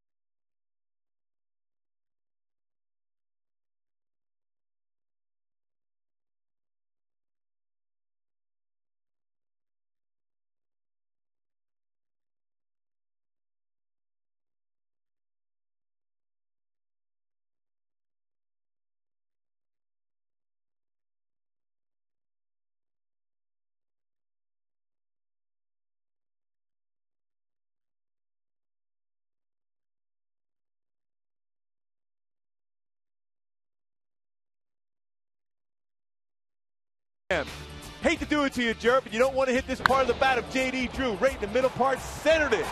Hit that ball to right center field. Crushed that ball out for a home run. That's your Coors Light Freeze Camp, brought to you by Frost Brewed Coors Light. Rory, a little disappointed because that's my man out there gave that spot up, but it is what it is. That's the only one, and it's 2-1 Angels as we go to the 6th inning. Want to avoid that part of the bat if you can.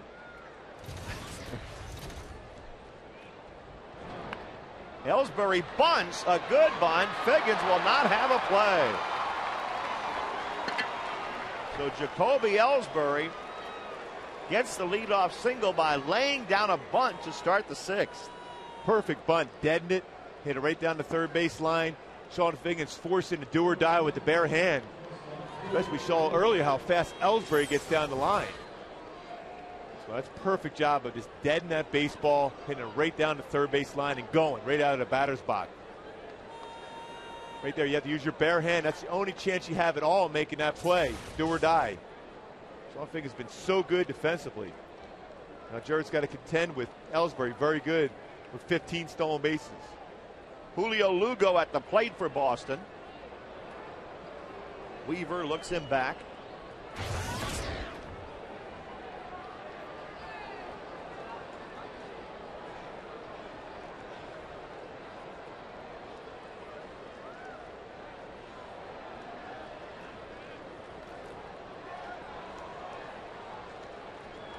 Ellsbury goes. Here's the throw down to second base, and he's in.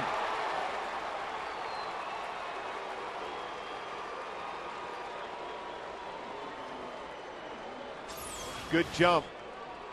Ellsbury gets a couple steps. Jared, because of his deception, the way he turns his back, very difficult once the base runner is determined to be able to try to steal the bag and get a good jump. Mathis with no chance at second on the throw. And the count 1-0 to Lugo.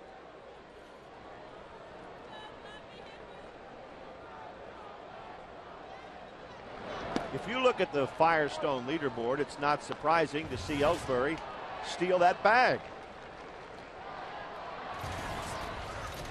He's right behind Carl Crawford in stolen bases this year. Pretty tough after Carl had that 6 stolen bases in one game alone. Sean Figgins, Bobby Abreu right behind him.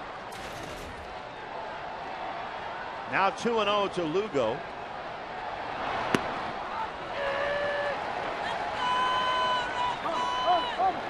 Meister's got to do a good job of holding Ellsbury close to second because Sean Figgins is brought up with the possibility of a bunt. Not an easy task to run back to third base and be able to cover the bag if Ellsbury decides to steal. Right here, he's so far away from the bag over here, it's going to be difficult to get back in time if he tries to steal. Lugo shows the bunt just to see what the Angels will do there maybe, but Ellsbury stayed at second base. Lugo pulled the bat back, and the count's 1-2. So the wheels are spinning in both dugouts right now, as the Red Sox are playing a little bit of Angels baseball with the bunt single and the stolen base. But Lugo goes down swinging. That's 2 strikes.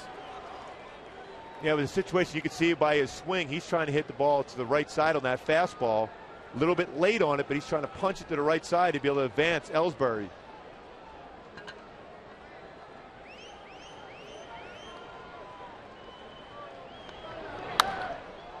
Popped in the air into right field toward the line for Abreu. Ellsbury waiting to tag up. There he goes to third. Here comes the throw, cut off.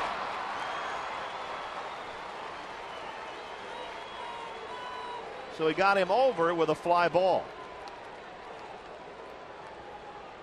And you mentioned earlier, Rory, the fact is, you know, the Angels play this type of baseball and how much pressure you put on the defense. Well, the same situation here because of Ellsbury, something the Red Sox really, element they haven't had until Jacoby Ellsbury came aboard. That threat of a bunt single and also a stolen base. So what Dave Roberts did for that team when they came back and won their first World Series under Terry Francona. Bobby did all he could. He got himself a good throwing position, but Ellsbury just too quick. Gets into third base now with 1 out with Big Papi up. And the infield drawn in for the Angels.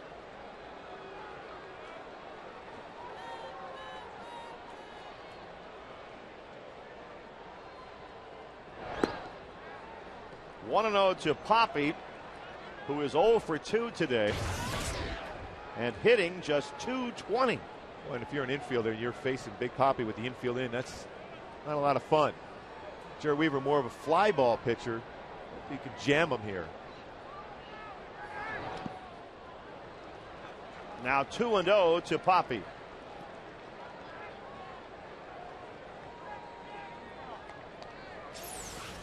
Job by Jeff Mathis. Knows a breaking pitch is coming. Squared his body up perfectly. Had the glove between the legs and the body out there in front to keep it from going from side to side on him.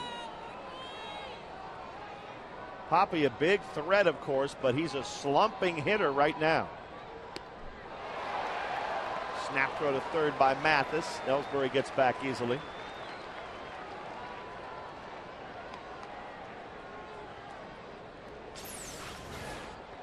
Real good pitch too by Jared. Changeup.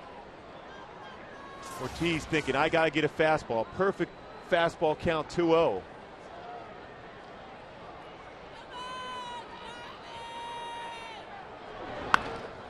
That's popped up, shallow left field. We'll see if Ellsbury tries it. Rivera will catch it. Here he comes to the plate. The throw is on line and out at the plate. Jacoby Ellsbury. Juan Rivera throws him out. And the Angels still lead the game 2-1. Wow, what a play. Great fielding position there for Juan Rivera. Strong throw. Gets him at the dish. Still got the lead.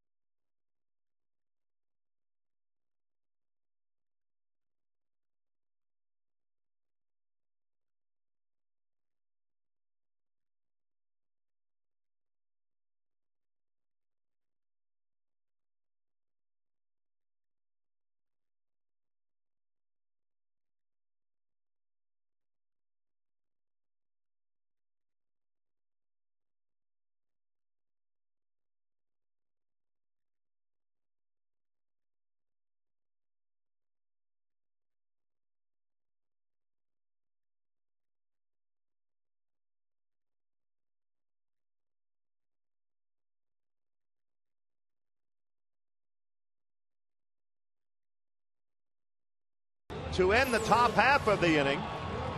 And this is close. You can give Mathis a big assist on this, blocking the plate. And it takes a lot to be able to block that plate. You have the leg there. It looked like Ellsbury was going to be safe. He thought he was in there, but a great job by Juan Rivera. Got himself in perfect throwing position, caught the ball on his throwing side of his body and made a strong throw in, and Weaver pumped up about that play. He made a nice pitch, too, to be able to get a pop-up. Gave his outfielder a chance on that ball, too. It's a guy that's had success against him in David Ortiz. Good pitch by Weaver. Great play by Rivera. Even better by Mathis to block the plate and apply the tag. 1-0 to Rivera. Let's see it in X mode. Nice job of squaring up, blocking it, getting the tag in there before. He would have been safe if it wasn't blocking the play with his shin guard. Stopped him, slowed him down just enough to apply the tag. And Rivera hits a high hopper to the left side. Nice tag put on by Bailey after the throw from Mike Lowell. Good play by Lowell. High chopper. Mike Lowell, the highest fielding percentage of any third baseman in history. Very good. A little bit of high throw. Bailey saved him up, but that's a tough play. Spun around, strong arm. Applied tag by Bailey at first base against Juan Rivera as he pulled his foot at the end, but the tag was made. 1 out, Howie Kendrick at the plate. That's some pretty impressive names he's ahead of. Brooks Robinson, Rico Petrocelli. Wait a minute, there's a third baseman ahead of Brooks Robinson in anything? Mike Lowell's got to be proud of that one. And he's a darn good one.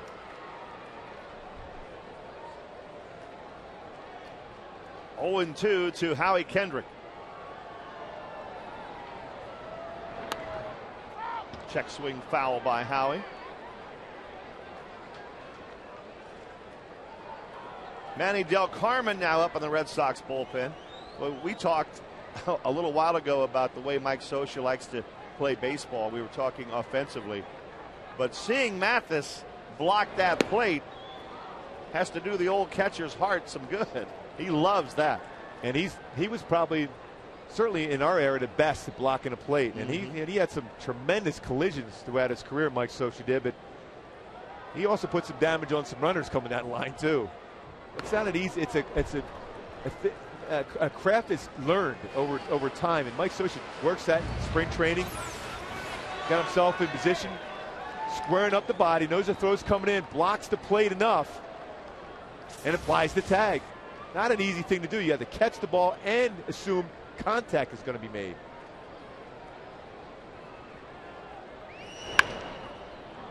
Another one to Lowell.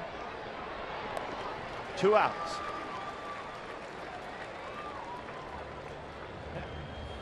It's 100 pitches thrown by Justin Masterson now.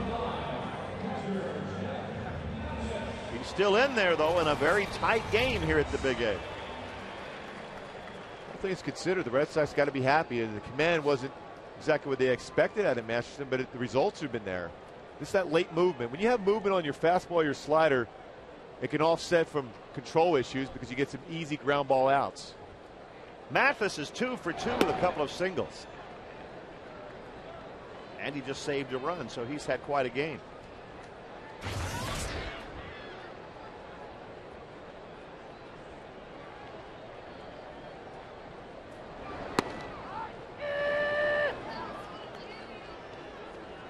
One and one to Jeff.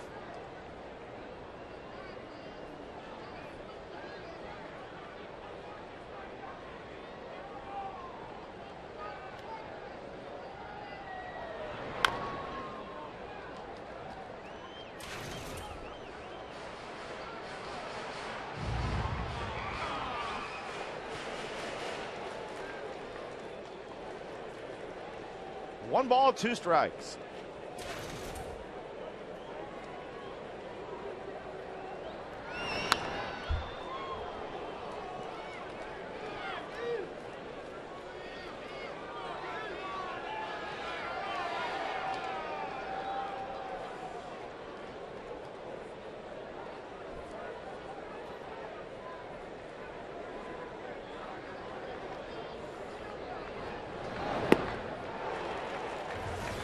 the Angels gone in order in the 6th. Another pitcher's battle, 2-1 Angels after 6.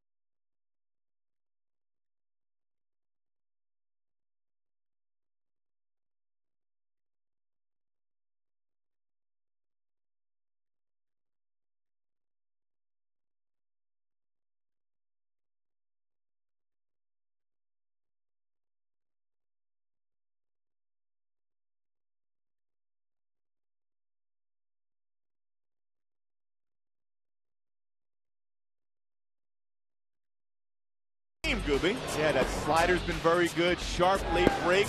Great changeup, too, throughout this ballgame. Great one against Veritek. Hit the perfect spot for it. And as our Lexus pursuing perfection, as Jared continues on from that masterpiece his last time out. Tonight, probably less likely that he picks up another complete game. The pitch count's up there a little bit. 87 now. We're only in the 7th inning. I think it's impressive when you look at Jared right now is the fact he's averaging almost 7 innings per start. I mean, in a game with 6 starts, he had almost 41 innings pitched. So here's a guy that Mike Scioscia needed to give him innings, and he's responded. Jason Bay hits a high pop fly into shallow left. Is Turris going out, and Meiser makes the catch.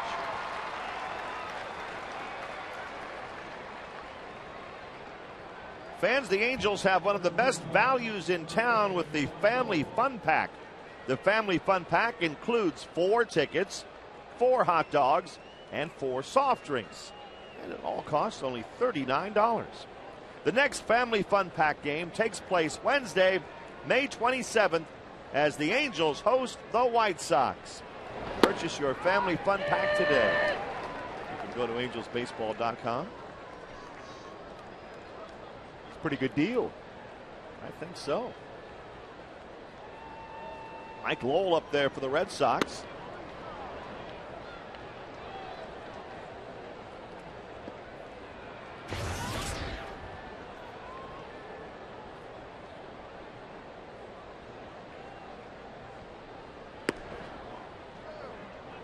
Two and one to Lowell.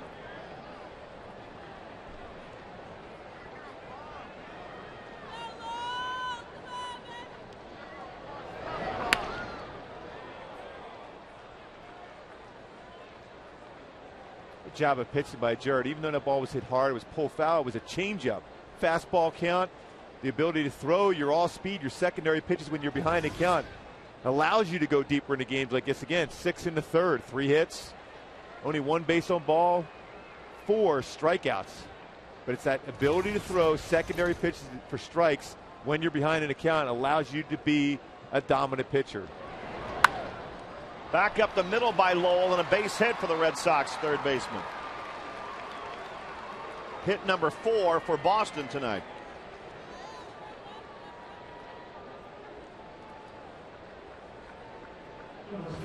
Great crowd at the Big A. Seeing another close ball game.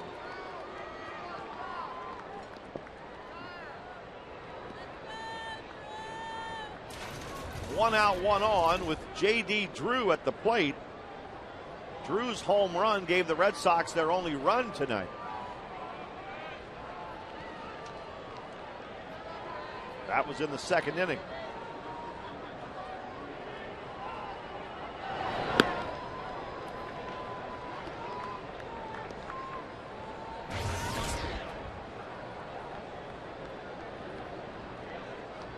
The home run was Drew's fifth.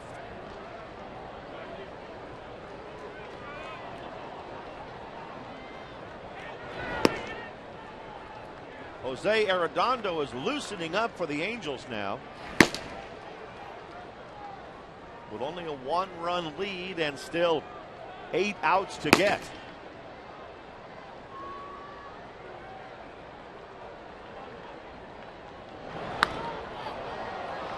He just missed that one. Fly ball to right field. Bobby Abreu makes the catch. Well, what got him out, Rory, was the off-speed pitch. Good changeup. Wasn't necessarily located perfectly, but it was the speed that got him out. Just enough out in front, J.D. Drew was to hit a routine fly ball to right field. A lot of times, pitcher, you think, oh man, I made a mistake, but it was the off-speed. It was up just enough to be able to get the hips out in front and elevate it on that changeup to get a routine fly ball. Drew looks like he thinks he's going to hit it out, doesn't he? Yep, but it was up and just enough of a differential in the speed of the fastball and the changeup opened up the hips enough to be able to hit a fly ball, or easy fly ball in the right field. Jeff Bailey takes strike one from Jared.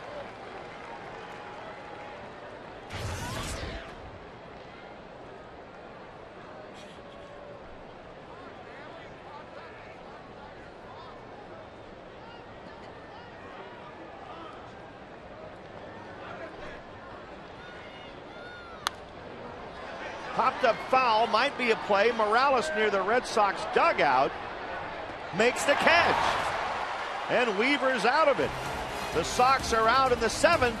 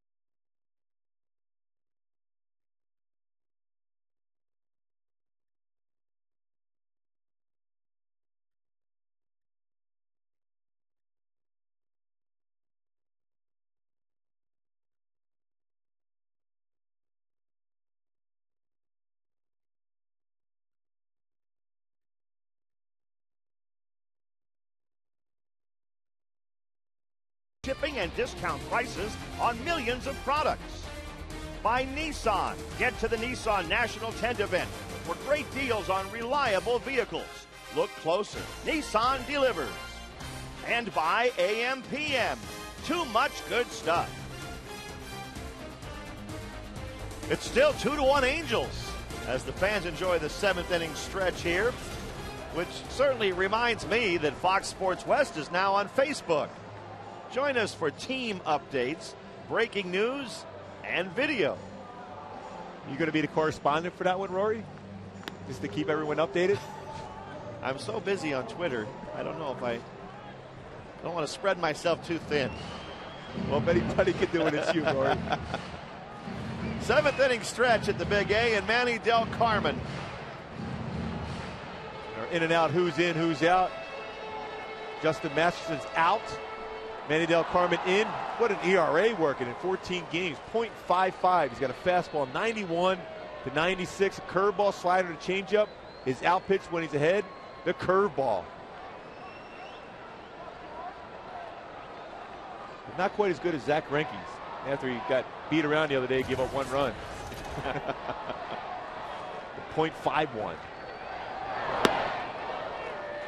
Kansas City hasn't been the same since. They're behind tonight 12-2 in Oakland in the 6th inning. Especially Oakland, they don't score a lot of runs. They scored No, they 12 don't. tonight.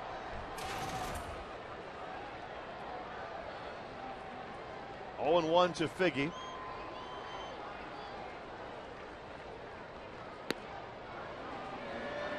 No balls, 2 strikes.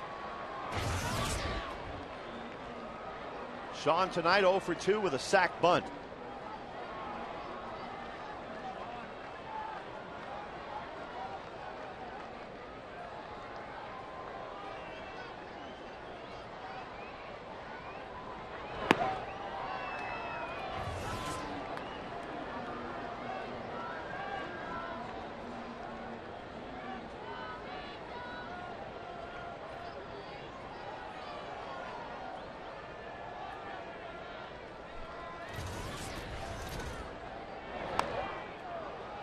He's going to have to gun it.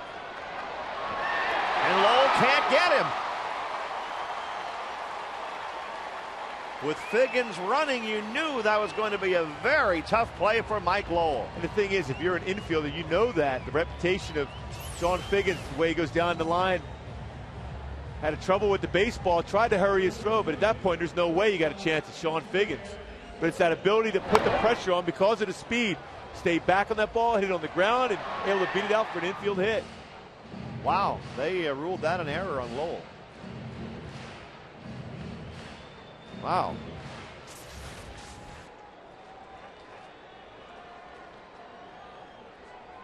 Figgy's aboard, and Meiser is Turris at the plate.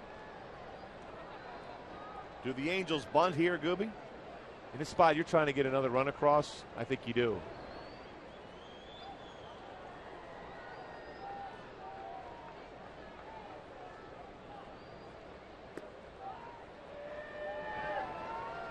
Oh, 0-1 to his Turris. Base runners have been successful 3 out of 4 times against Del Carmen with Veritek behind the plate. He's pretty quick, though, about 1.25 to 1.3 Del Carmen is. So Sean Figgins got to get a great jump to be able to steal the bag if they decide to go that route instead of the bunt.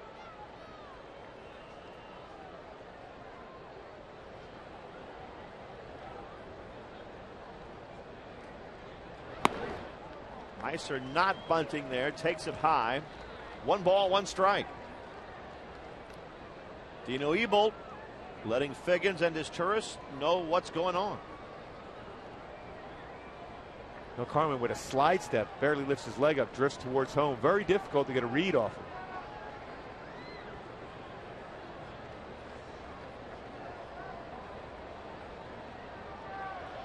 Figgins running, so that takes away the double play from the Red Sox.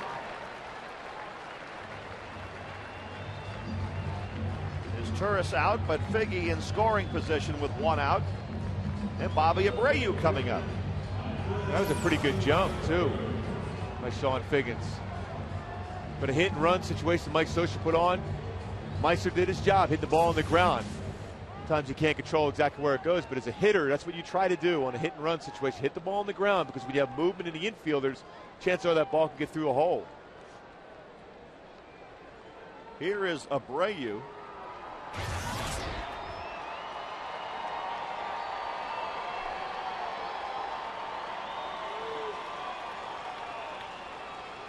He's flied out a couple of times, but also walked his first time up.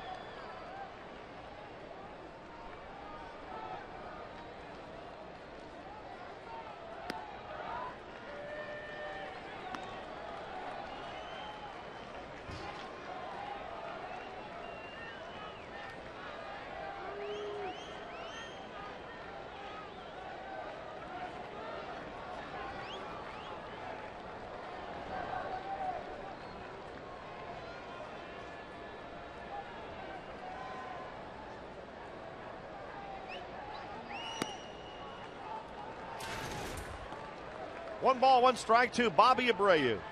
Well, this could be a big run for the Angels if Bobby can get a base hit. Speed of Sean Figgins. You know, we will be very aggressive here in this spot.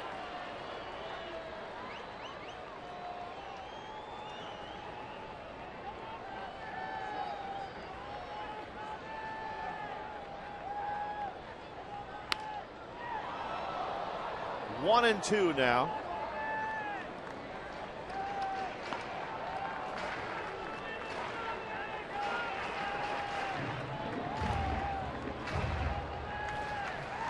In a 2-1 ball game, that's a big runner out there at second base.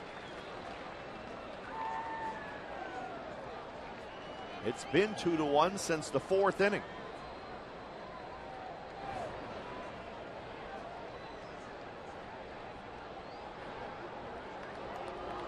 Carmen trying to keep Figgy close. More difficult to try to steal third base when you have a left-handed batter. It's a free throw for the catcher. So I think it's about to get a great jump.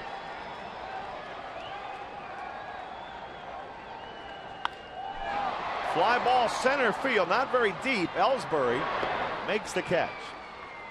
Figgy has to stay at second. Now there are 2 outs. You talk about that American League East, and the Red Sox started the night 1 game behind Toronto. Toronto already won tonight. I don't know who to pick. If the Blue Jays are for real, then it's really a tough division. Right now they're 23-12. Boston's 20-12.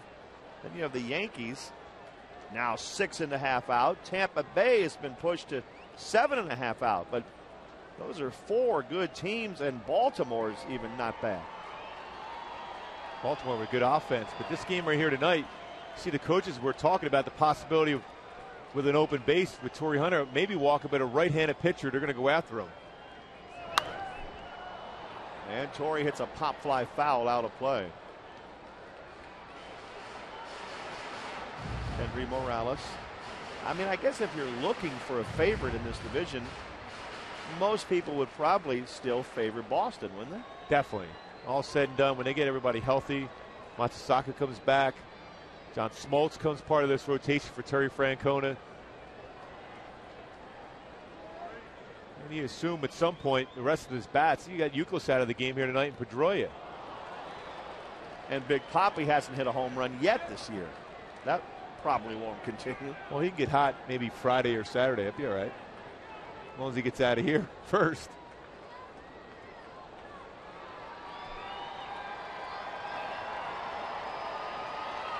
Oh, 0-2 to Torrey Hunter.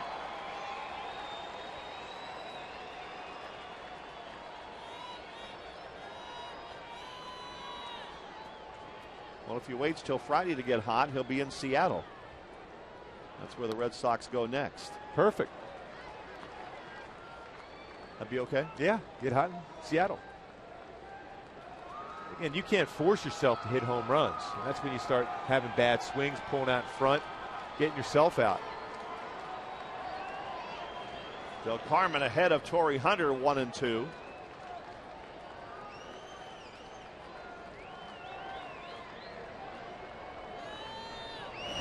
There's a shot into left field. Figgins rounds third. The throw from Jason Bay will be cut off. And the Angels get that extra run and now lead it 3-1 in the 7th. Torrey Hunter, an RBI base hit. Big base hit for Torrey Hunter. That's the spot where I was thinking the line of, you have an open base if you're Boston. I know it's a right-handed batter against a right-handed pitcher, but Torrey Hunter's a guy that's always seems to come up with a clutch hit. Fastball on the inside part of the plate. The danger spot when you're a pitcher going against Torrey Hunter's middle in. And he made him pay for it. Gets a base hit and RBI.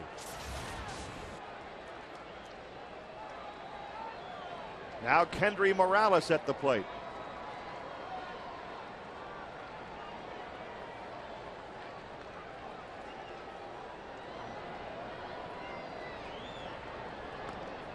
This is the time of year, still early, but yet enough games have been played that you're wondering about some teams. In the East, maybe they're saying, are the Blue Jays for real?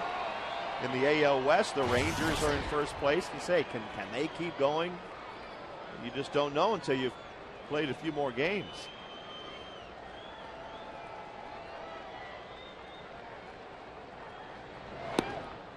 The Angels will be going to Texas, and they'll be there starting Friday, so they start a road trip. Josh Hamilton just back from the DL. There's certainly a lot of threats in that lineup for Texas. Kevin Millwood's throwing the ball very well for him this year. Yeah, he really is. And with their win tonight, they are 18-14 after a pretty so-so start. They've gotten it going.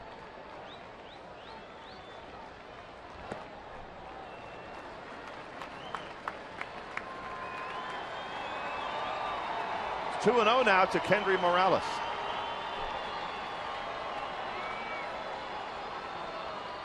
Good fastball count. Torrey trying to get a good sized lead against him. This is a pitch right now with Kendry. If he can get center in, he should get a good pitch to drive.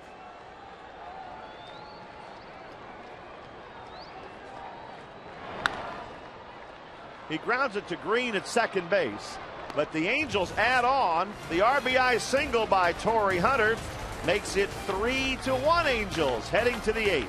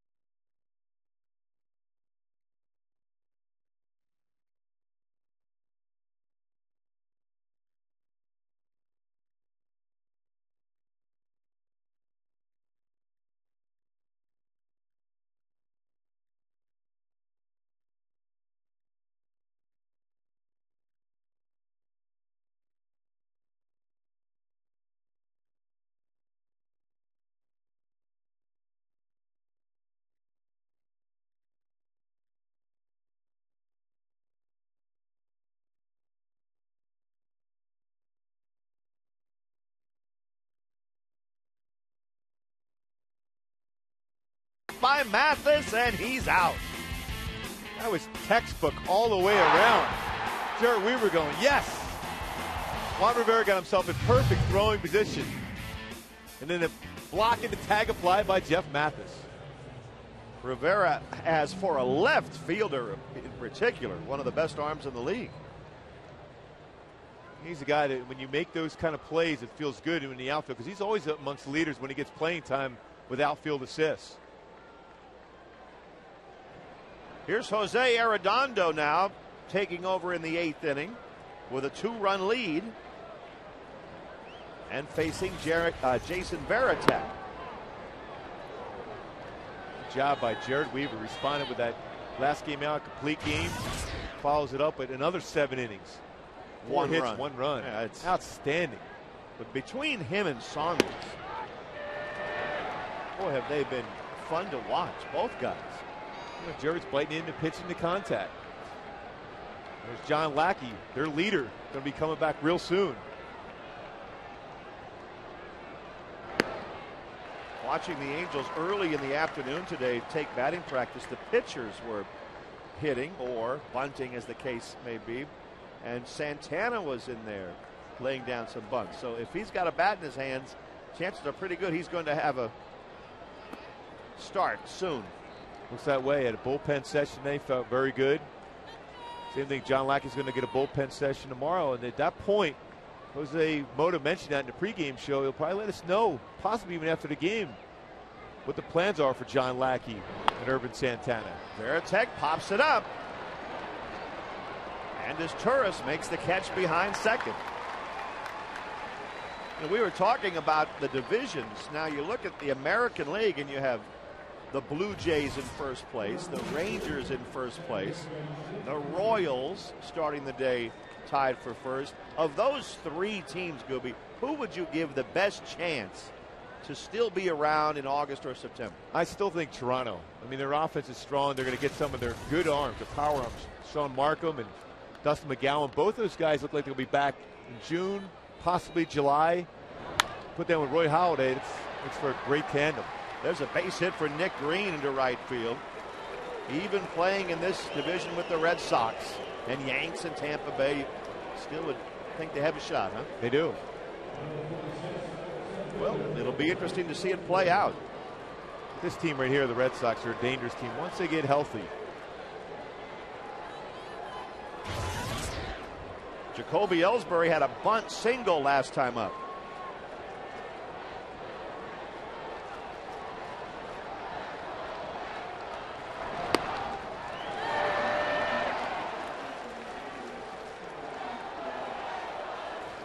And Ellsbury, as good as he runs, has hit into 4 double plays already this year.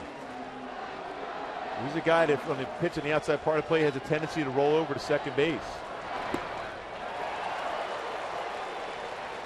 No balls, 2 strikes. Great split by Arredondo. Great action on it. Stayed on top. Didn't overthrow. That's the key for him for that split finger, is to stay back. Don't overthrow. Don't force the issue. Trust the grip. You remember when Johnny Damon first came up with the Royals. Does Ellsbury remind you of him at all? Their ability to be able to put the ball in play, utilize the speed. Strong. You don't think of them as being real strong, but all of a sudden you get up right close to them. They're strong. Ellsbury, very good hitter. With a lot of speed. 2 balls, 2 strikes. Jose Arredondo, 25 years old.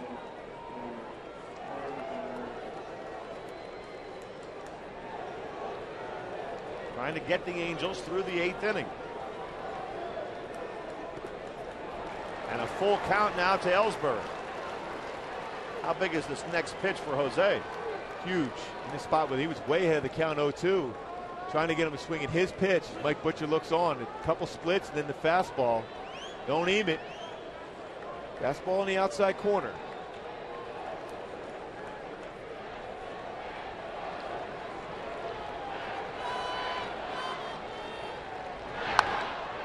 And it's whacked into right field. Going to third base and sliding in successfully for the Red Sox is Nick Green on the single by Ellsbury. And the Red Sox have him on the corners with 1 out. Fastball that was not located exactly up in the strike zone. Ellsbury likes that fastball up. Hits that ball very aggressive.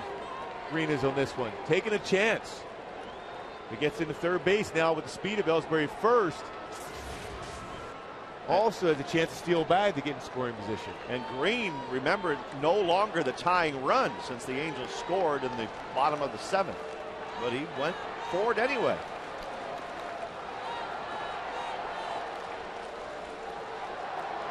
When Ellsbury's got a real good swing, kept his hands up on this.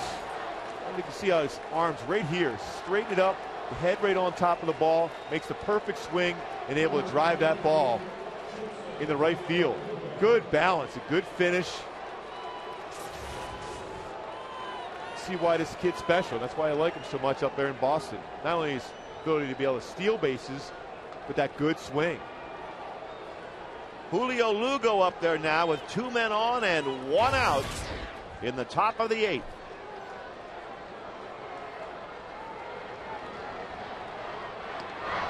Ellsbury gets back in there.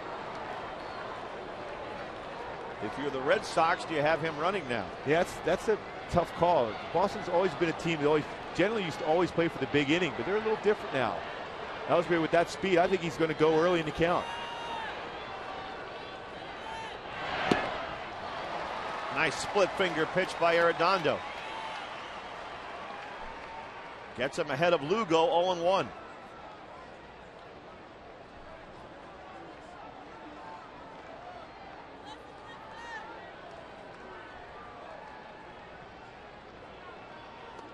And it's Big Papi who is on deck for the Red Sox.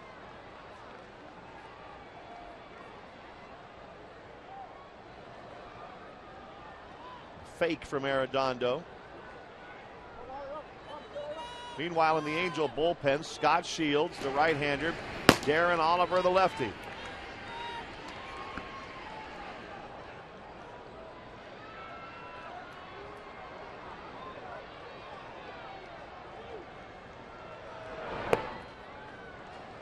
Ellsbury was not running that time, and the way the pitch wound up coming in, he probably would have made it. He thought about it. He bluffed. Jose doing a nice job of varying his times to the plate, holding the ball, holding the ball. It's the best way to negate a running game. Base runners love to be able to get the momentum going towards second. If they can keep moving, then they'll go. But if you make them stop their feet, generally even good base stealers won't go. Or make him go the other way once in a while. Green at third obviously has good speed. Ellsbury at first.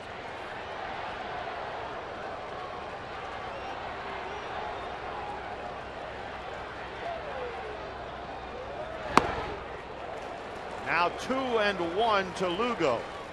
So this may be the count the Red Sox were looking for. But also, if you're a pitcher in this spot, you got to think, get the batter. You know, can't even worry about the other stuff going on, base runners and what they might do. You got to think and concentrate, get the batter.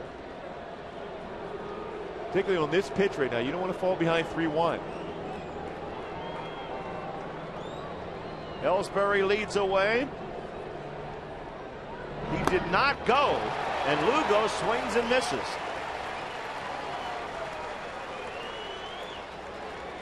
Two balls, two strikes.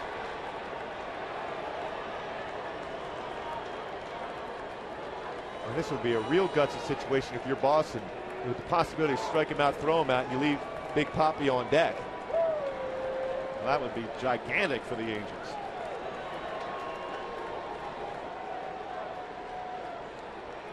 Two and two the count.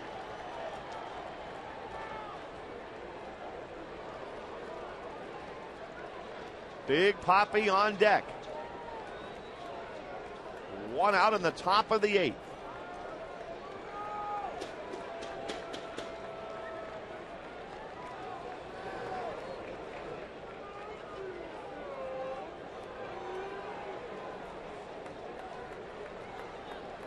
And Arredondo keeping Ellsbury close. Doesn't have a real big lead. That'd be a situation if you're Boston.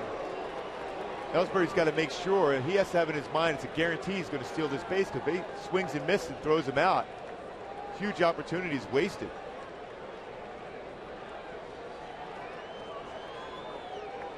He did not go. The ball just behind Jeff, so the runners have to hold. And now it's a full count to Julio Lugo, who is hitting .313.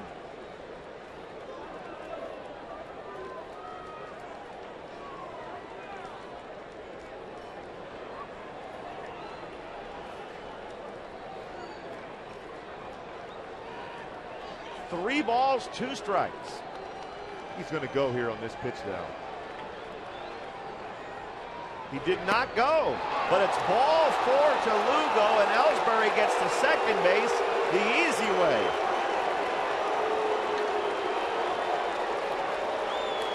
The Red Sox have the bases loaded with Big Papi coming to the plate. One out in the eighth inning. And Scioscia is going to go to the bullpen. 3-1 Angels in the eighth.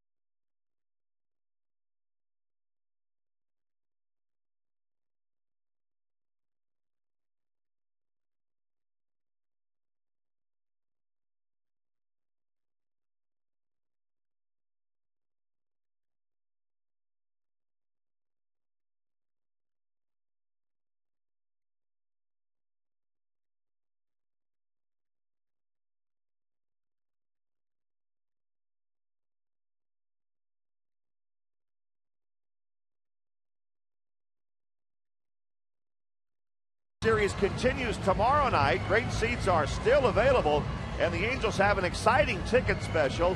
Buy 3, get 1 free in select seating areas when using the password ANGELS at the Angels Stadium ticket window or angelsbaseball.com. Darren Oliver, the lefty, brought in to face Big Papi here with 1 out and the bases loaded. Done a nice job since coming back from the DL. 5 scoreless innings pitched in 3 games. Instrumental in that sweep for the Royals, coming out and doing a great job out of the bullpen. The Red Sox have the bases loaded. Nick Green at third, Jacoby Ellsbury at second, Julio Lugo at first. And the Angels holding a 2-run lead as Papi comes to the plate. 2 for 9 in his career against Darren Oliver without a home run. But he has hit 8 grand slams in his career. The Angels look for a double play. And there's ball 1 to Papi. Well, he's certainly a candidate for a double play if he hits the ball on the ground. Papi's more of a guy that hits the fly ball type hitter. Sure, Weaver did a nice job last time he was up in scoring position, man, on third. He jammed him. He got that fly ball that Juan Rivera made a nice play and good throw to the plate. It was Papi who hit the fly ball to Rivera, and the Angels turn the double play with the out at the plate.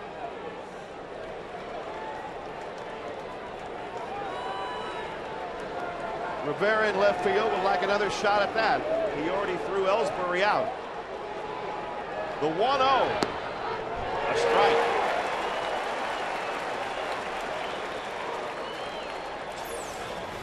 Real nice pitch. It was a breaking pitch. The outside part of the plate, around the knees.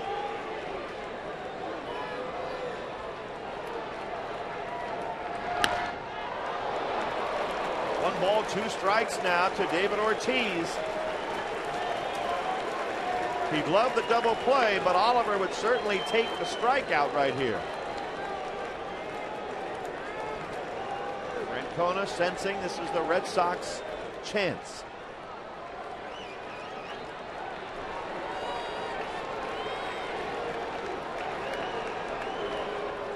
Papi steps out.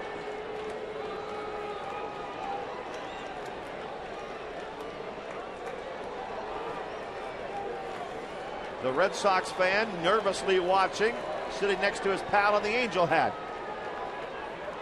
And Papi gets hit by the pitch, and that will force in a run.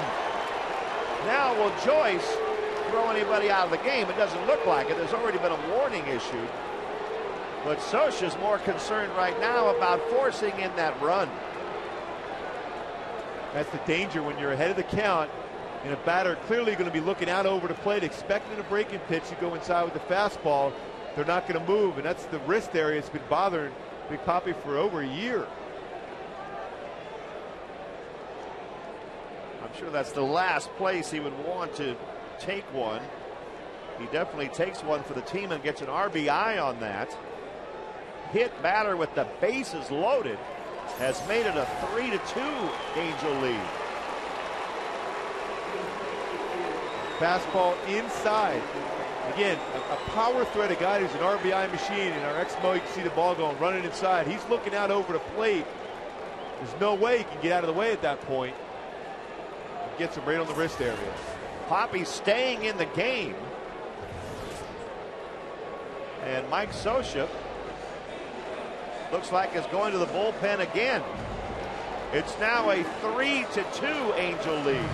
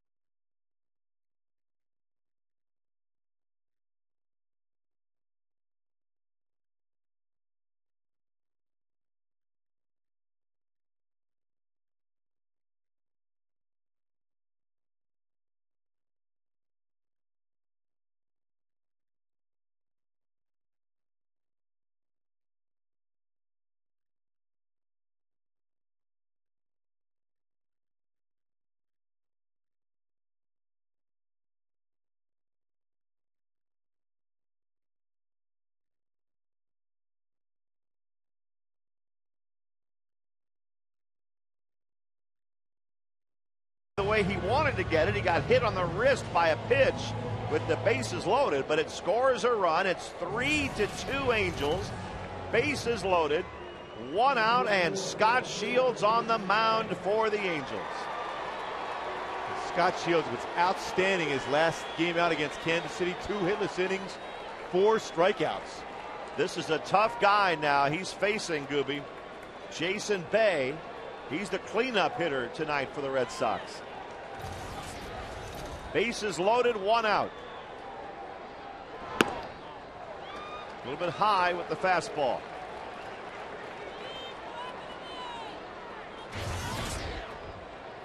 Bay has gone 0 for 3 tonight. Popped up last time up.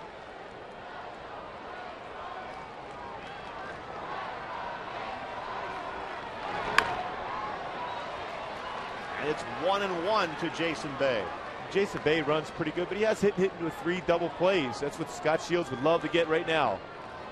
Ground ball in an infield in turn 2. The tying run at third, Ellsbury, has great speed. Then Lugo at second and Poppy at first. And the 1-1 to Bay. Up and in. Scotty missing with that fastball. 2-1. There's Ellsbury at third, who's already been thrown out at home once tonight. And they have Lugo at second. Poppy, who doesn't have any speed at all, at first base. And now it's 3-1 to Bay. So 1 run has already scored on a hit batter. And now Shields flirting with disaster. 3-1.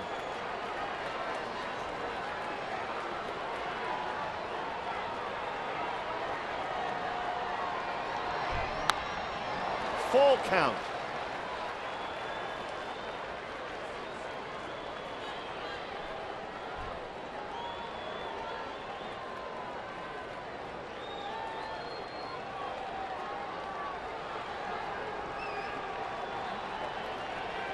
One out, bases loaded, 3-2 to Jason Bay. Bounce to the right side. Kendrick's only play is to first, and the tying run scores. Red Sox 3, Angels 3.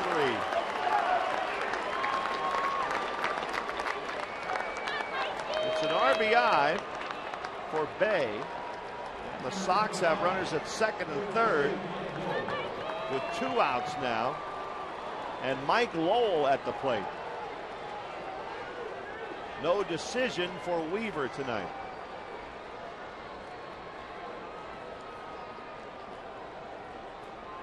Mike Lowell's had some troubles with Scott Shields. 1 for 7. And the good slider starts him. Strike 1. Runners at second and third now with 2 outs.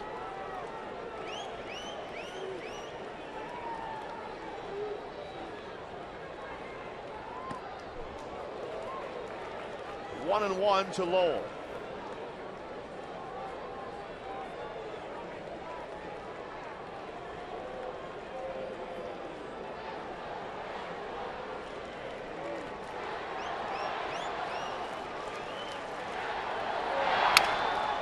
On the ground, just wide of third. Figgins makes the play, and the inning is over.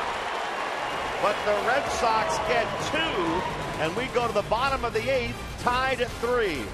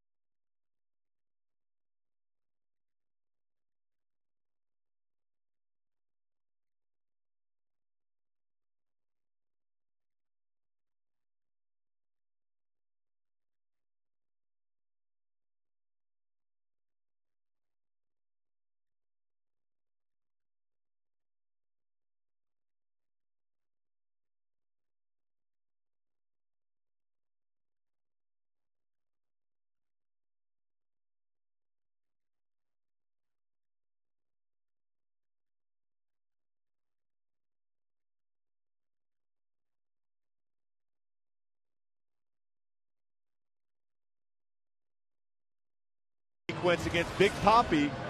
Worked it, get ahead of the count. There was a good pitch on the outside part of the plate. The first pitch, going a fastball just off the corner. So a breaking pitch, it got the corner now. 1-1 now. Fastball on the outside part of the plate. Big Papi late. So Darren tried to set him up with a fastball in to be able to get him away. But when a hitter's up there, especially a power guy, he's leaning down over the plate looking for something away. And that's why he got hit on that pitch, because he couldn't get himself out. He's looking away and locked himself in. And that's how he got hit with that pitch. Ramiro Ramirez. The Red Sox turn it over to him in the bottom of the 8th inning.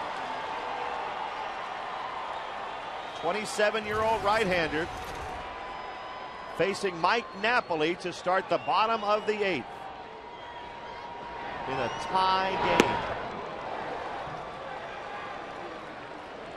Good breaking ball to start Napoli.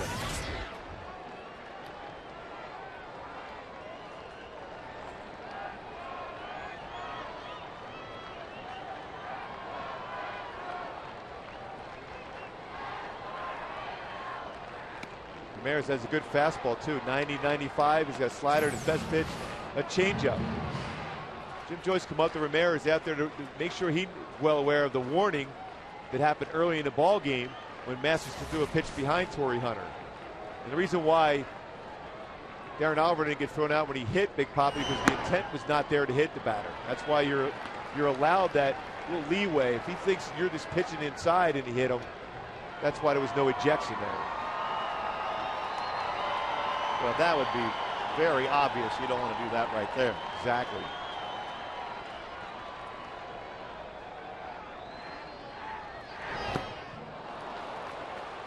Two balls, two strikes to Napoli. Well, his best pitch, you can see why, is that changeup. All speed out in front, a fastball count for Napoli. And Ramirez threw the all-speed pitch.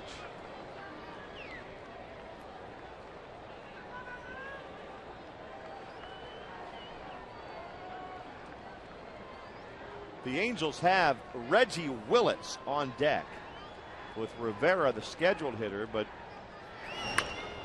if Napoli gets on, you would think Reggie'd probably go up there and try and bunt him along. Just because he's on deck doesn't mean he has to hit, but he is there and ready.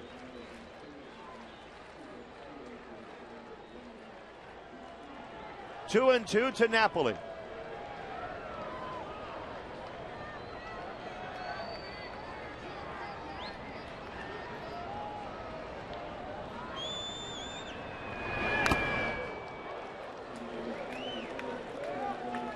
Mike just stayed alive right there.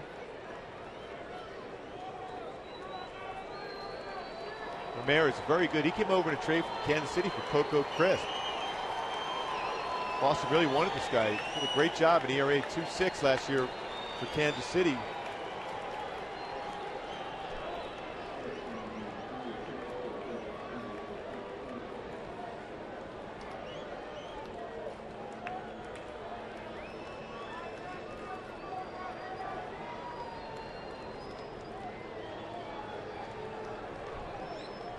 Two and two.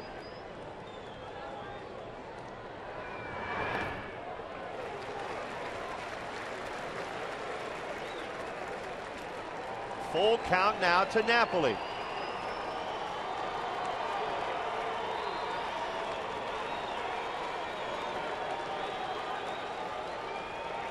This is the 8th pitch in this at bat to Mike.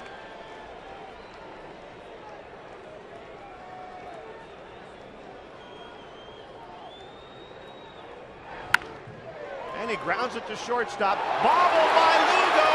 No play.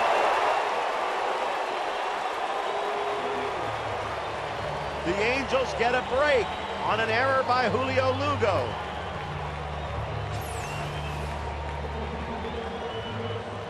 Ground ball is great at him. Let him eat him up. Being more aggressive on it, made a mistake. Lugo usually pretty sure-handed at shortstop, but will make those mistakes in which the routine plays at him. See if the Angels can take advantage of that now. Now with Napoli on board, Willits will bat here. And we'll see if Reggie's up there to bunt.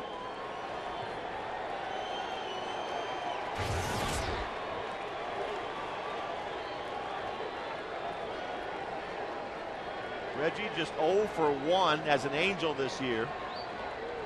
Squares around and lets it go by for ball 1.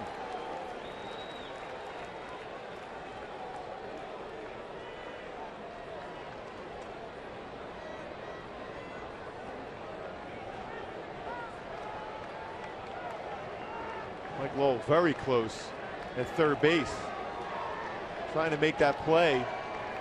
Bunted toward to make the, he has his body turned already to be able to make the throw to second. Reggie gets it down on the first base side. He executes the sacrifice bunt perfectly. Napoli to second. Good job by Reggie.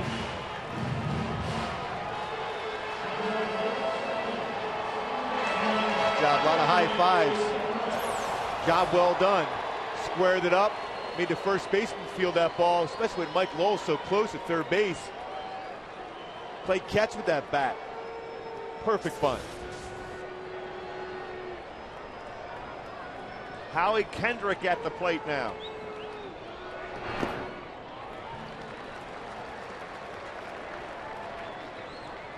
Angels 3, Red Sox 3 in the bottom of the 8th, and 33,411. Most of them anyway. Hoping the Angels come through with a run here in the bottom of the 8th.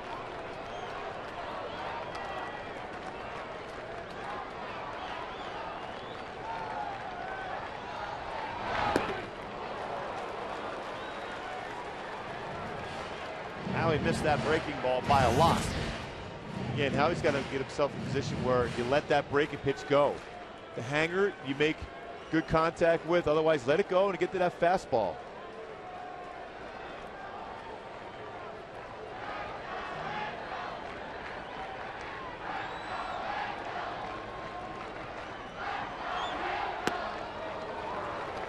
Two and one to Kendrick.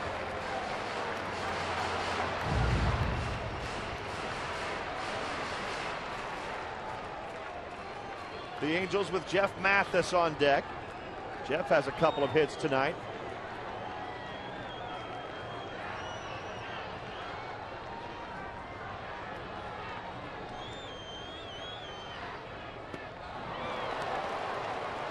Two to Howie.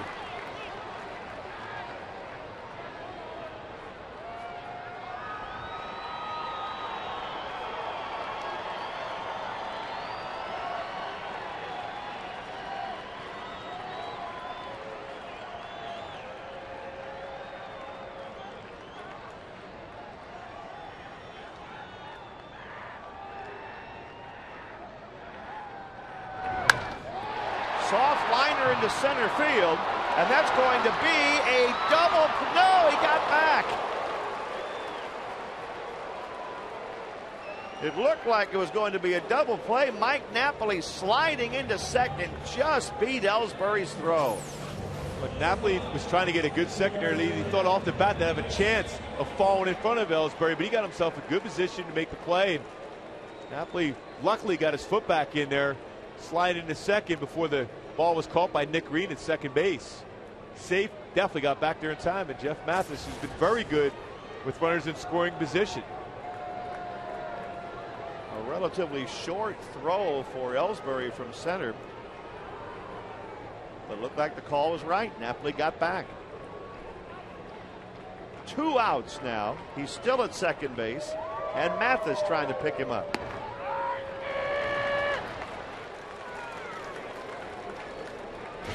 Oh and 1. 2 singles already tonight for Jeff.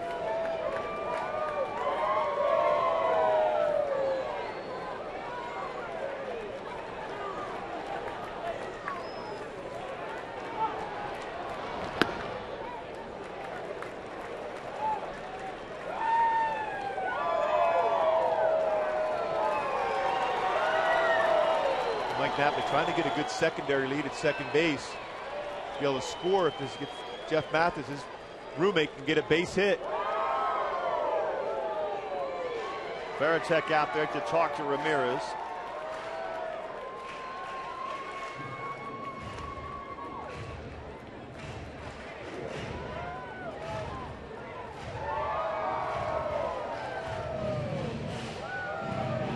1-1 to Jeff Mathis.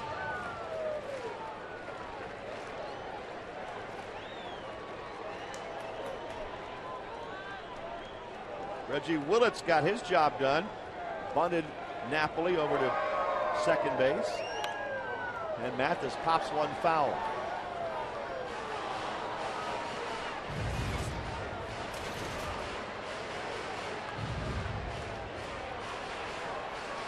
It's a spot where you might have seen a pinch runner for Napoli now that Bobby Wilson has been called up, but Mike Scioscia didn't want to go that way right now. As Napoli carries the potential go-ahead run. Probably because Mathis is already in the game as the catcher and Napoli is the DH. But Mathis strikes out, and the Angels are out in the 8th. Still tied.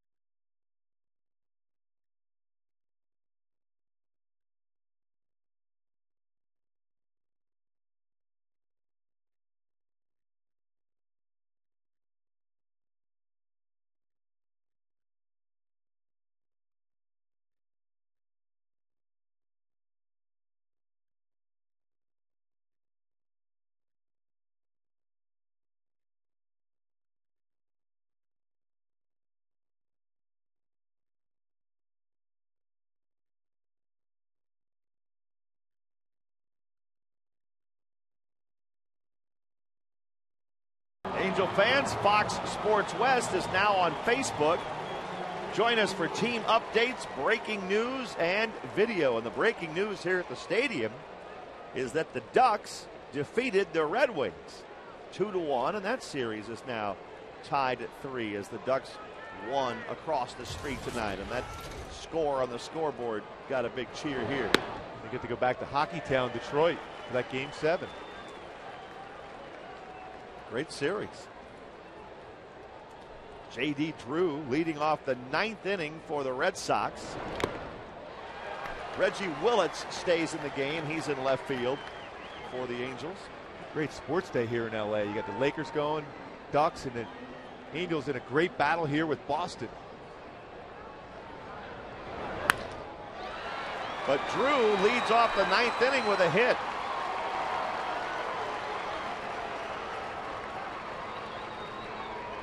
So the Red Sox now have the potential go-ahead run on base in the 9th inning.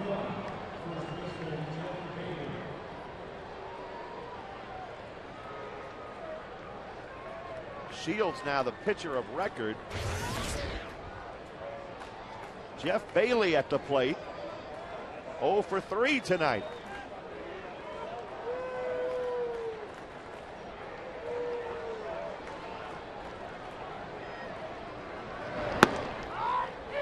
Strike one to Bailey.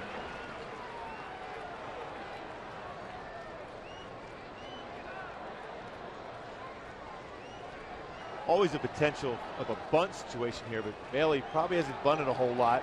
Big, strong hitter. You never know here in the 9th inning. I think we know now. It's 0-2 to Bailey.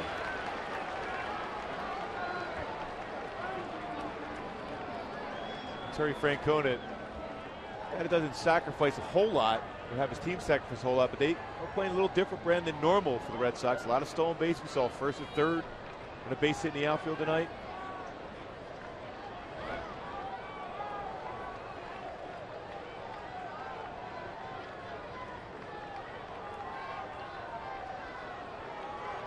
It's 0-2 to Jeff Bailey.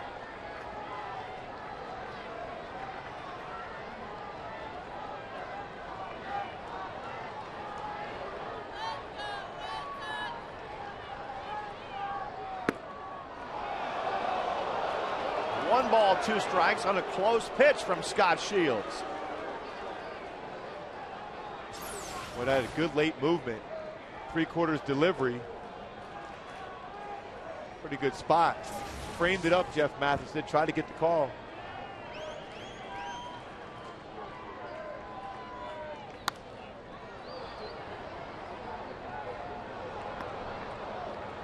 Jason Bolger warming up for the Angels. J.D. Drew at first base. Nobody out in the top of the ninth in a tie ball game.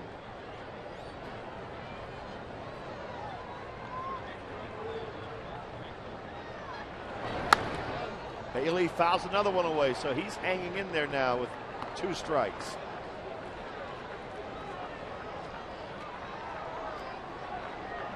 Another great game between these two teams. 2 more to go. Once starts putting on a play. J.D. Drew has some pretty good speed at first base.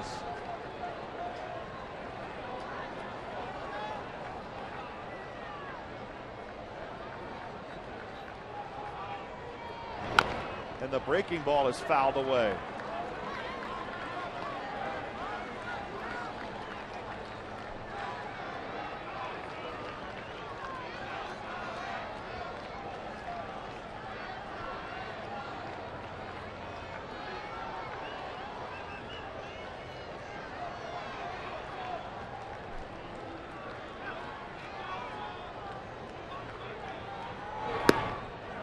Missed outside with the fastball. 2-2 to Bailey. The Red Sox. Jason Varitek on deck. Bailey with 7 hits and 6 RBIs this year. About to see his 8th pitch. And he lines it to center field, but Hunter is there, and Torrey makes the play. So after a long at-bat, Bailey got that one on the good part of the bat, but it's an out. And that's one of those scary fly balls. He hit it well. It's going to have sinking action, and Torrey had to come in and make really a shoestring catch. 2-2 pitch, fastball, hit well. Made a nice play, Torrey did. Good jump on it, as usual. Nice play. Very active in the outfield today. He's at 8 fly ball outs to him, so he's been very active. 1 out, Varitek at the plate.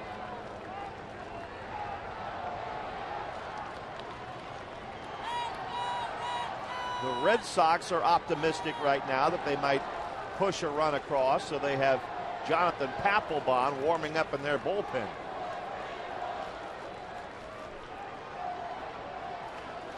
There's Pap. Drew at first base, 1 out. Varitek at the plate. And a good breaking ball by Shields for a called strike. Shields, the 4th pitcher in this game for the Angels tonight. Good curveball. It's the outside part of the plate. Good action.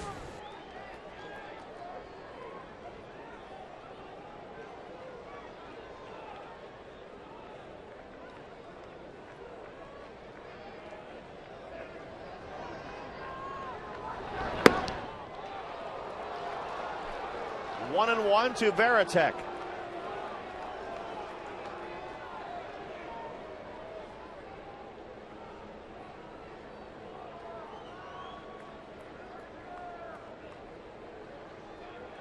Socha and the Angels locked up in another close one with the Red Sox.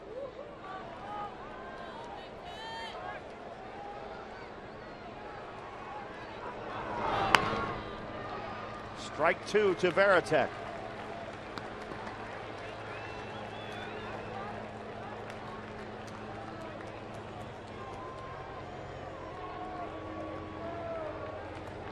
I think at some point, though, with the speed of J.D. Drew, at first base. He would try to take a shot at stealing the bag.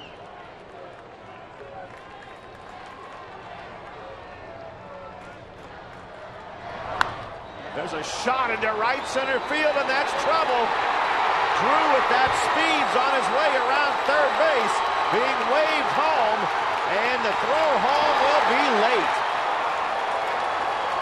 Drew scores the go-ahead run. Varitek with a double puts Boston up 4-3 in the ninth inning.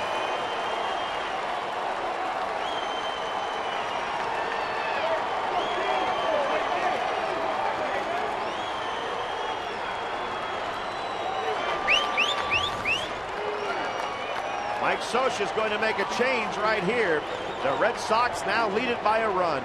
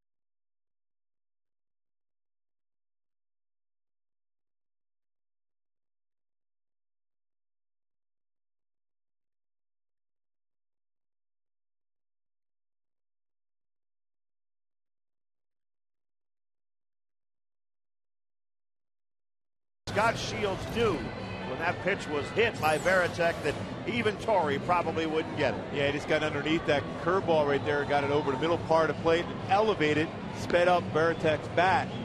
There's no way Torrey's going to be able to cut that one off.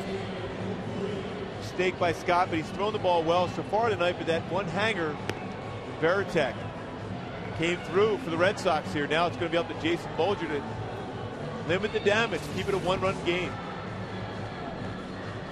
Jason Bolger takes over. Varitek, the team captain, with the go-ahead RBI. Bolger, 10 games so far this year, and his numbers are obviously not very pretty, but he's another guy who has thrown the ball a little bit better lately.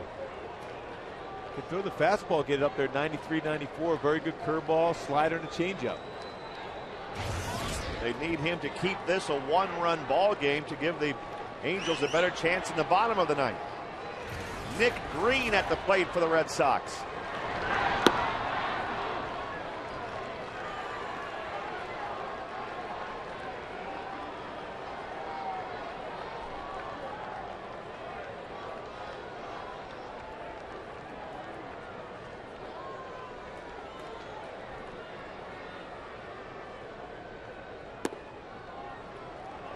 Two 2-0 to Green.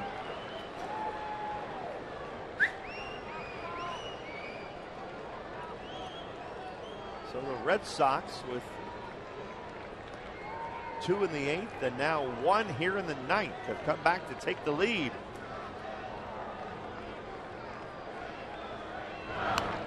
Whoa, there's a big break for the Sox right there. On a wild pitch by Bolger, that gets Varitek up to third. That's aiming this pitch. And then overthrowing it too. A chance for Jeff Mathis to even get a piece of that one. Now the infield forced in. And now it's 3-0 to Green.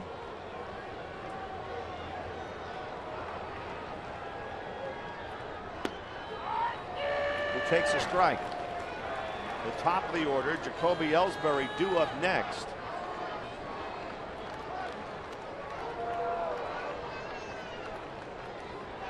Three and one to Green. Bolger needs a ground ball right at somebody.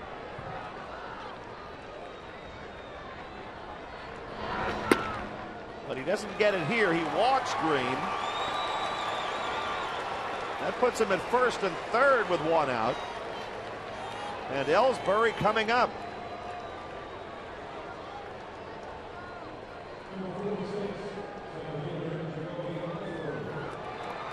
The infield will remain in for the Angels. Mike Scioscia giving signs just in case Nick Green decides to try to steal second base, where the throw will be made. And this spot cannot afford to give up any more runs, especially with Papelbon getting ready out of the bullpen for the Red Sox.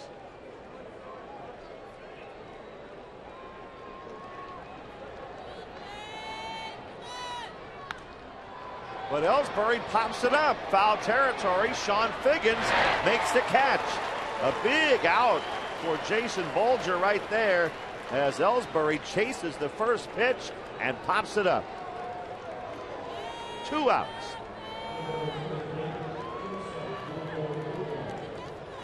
Now Lugo coming to the plate. Jeff Mathis again giving the signs. Throws through the second base or fake that throw to second, throw to third. The Angels have the top of the order due up in the bottom of the 9th inning.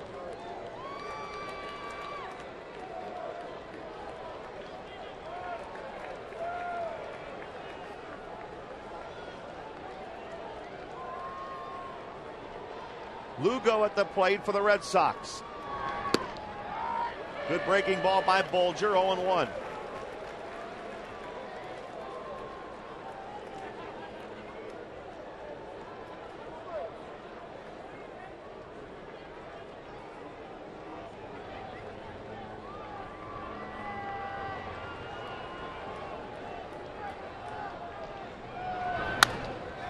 Right back to the mound. The Red Sox get 1 run.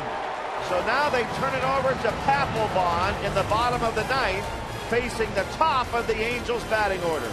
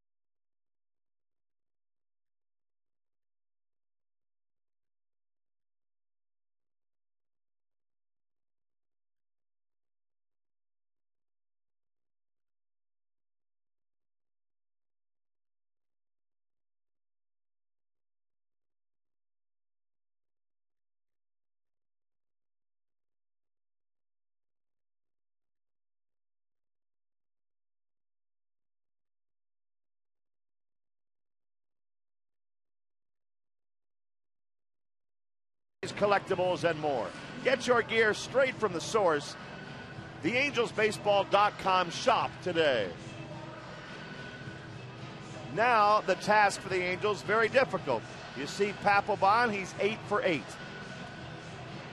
Finally gave up a run against the Angels this year when they were in there early in the season. Prior to that, had not given up an earned run to the Angels yet. Their nemesis. One of the best in the business as far as closing it out. Great stuff. Papelbon will come after you with a plus fastball, a guy that can rush it up there to mid to upper 90s. Also been using his split finger a little bit more often too. 96-mile-an-hour top that slider, and that split.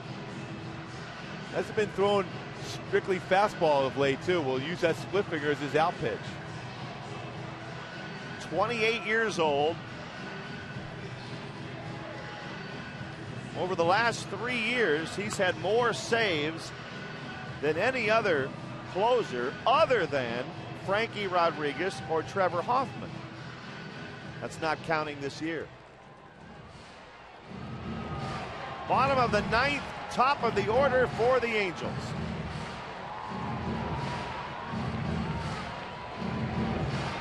Joyce goes out again to make sure Papelbon knows about the warning. But the chances of him intentionally hitting anyone and putting somebody on base aren't very good in this situation. Figgy to lead off.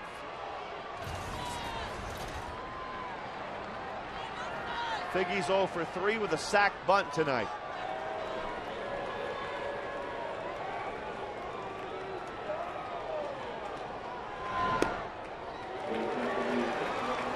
Oh and 1.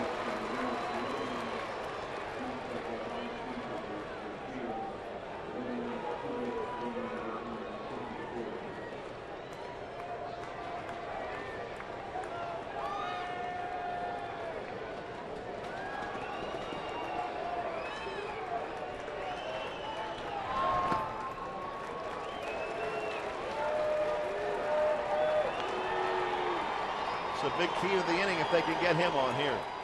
And like most closers, are not particularly fast to the plate. Sean Figgins, with all that speed, if he can get on somehow via the base hit or base on balls, all of a sudden it's a whole different game against Papelbon.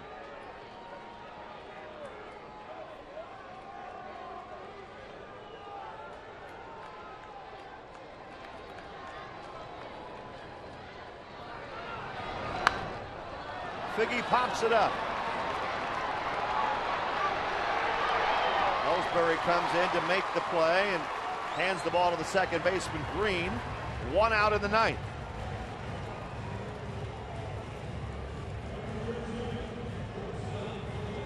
Now Meiser is Turris stepping in.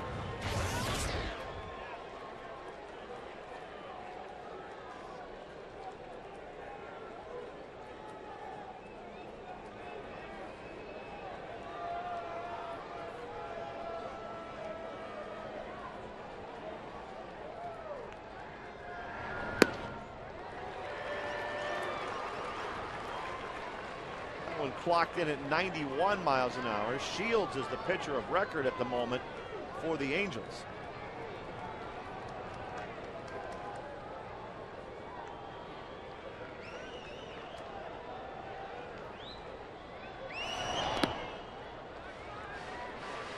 One ball, one strike to his Turris. That was that split finger that Papelbon has at 87 miles an hour.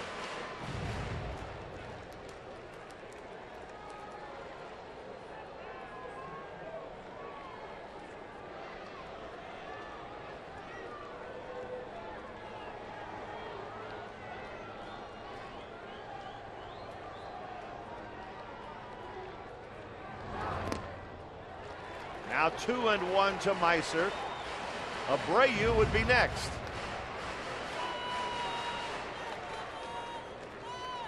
One out in the bottom of the ninth. The Angels down by a run.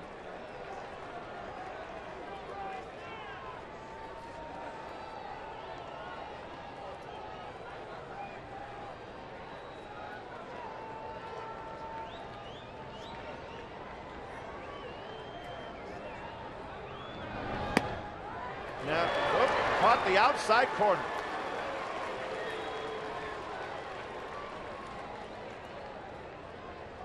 Somehow, some way, Meiser's just got to get on base. Bobby Abreu has yet to hit a home run this year. That kind of velocity that Papelbon generates, just make a good swing at it, centered up. You have a chance. 2-2. That'll be handled by Bailey. The Angels now down to their last out against Papelbon, with Abreu coming to the plate.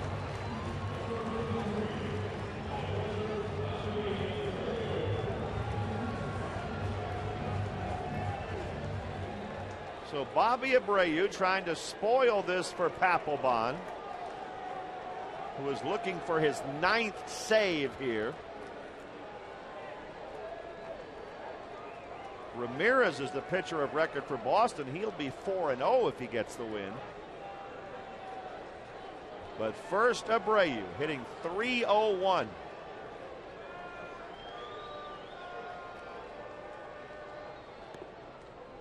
If he can get on, it would give Torrey Hunter a chance.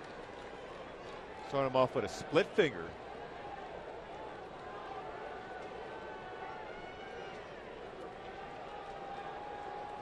For that fastball right now for Bobby Abreu, see if he can get it.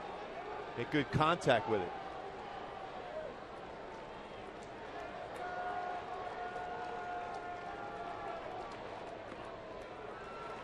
Abreu has been walking so much lately that now with the count 2-0, you almost look for him to do it again. He walked his first time up tonight, which was his 5th consecutive plate appearance where he had walked.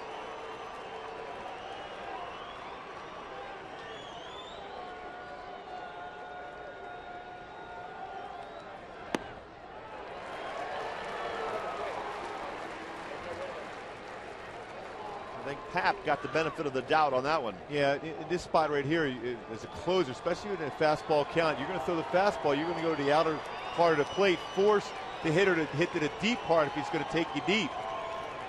So he'd have to go left center on that pitch. 2-1.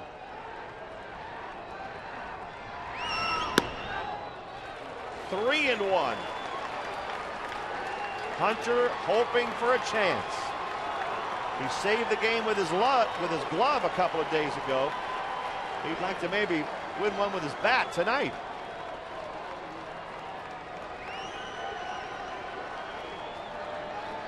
Three and 1 to Abreu.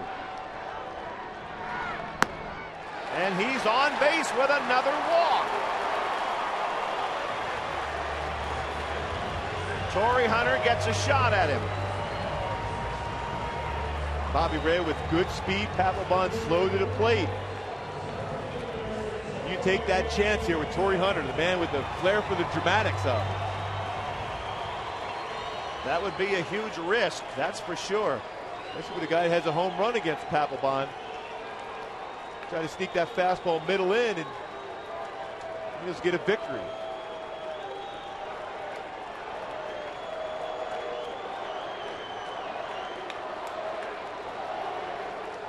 There goes Abreu, and he'll steal it without a throw. The tying runs at second base. Great jump. Closers generally are going to be slow to the plate. Now any kind of a hit into the outfield, game will be tied. The crowd standing 1-0 to Torrey Hunter.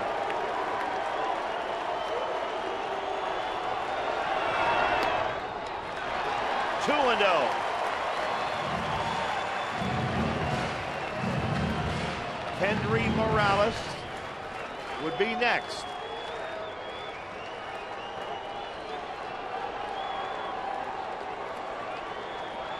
Timeout, a baseball rolled out from somewhere back behind home plate.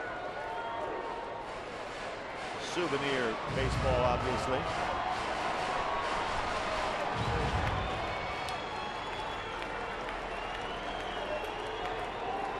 It's 2-0 to Torrey Hunter. You said it a minute ago, he certainly has a flair for the dramatic. Oh, couldn't hold up on what would have been ball 3. And Papelbon's shown a lot of respect for Torrey Hunter. He has an open base. You're not going to want to put that winning run on, but he threw a 2-0 slider. Torrey couldn't hold off. He was looking fastball himself.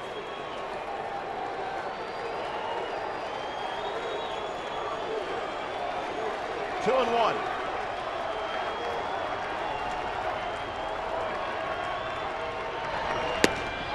Fastball.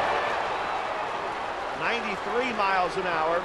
Evens the count at 2-2. Abreu at second base with 2 outs in the bottom of the 9th.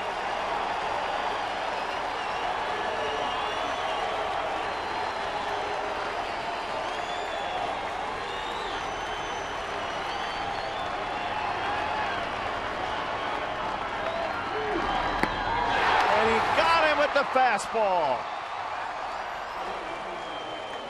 Papelbon comes back to strike out Torrey Hunter and strand Abreu at second base, and the Red Sox win the ball game 4-3. Boy, Papelbon reared back on that fastball, challenged Torrey Hunter. He wanted to go to the outside a little bit more. That ball ran towards the middle part of the plate. Torrey had a good swing at it. Papelbon does it for Terry Francona once again. It's the big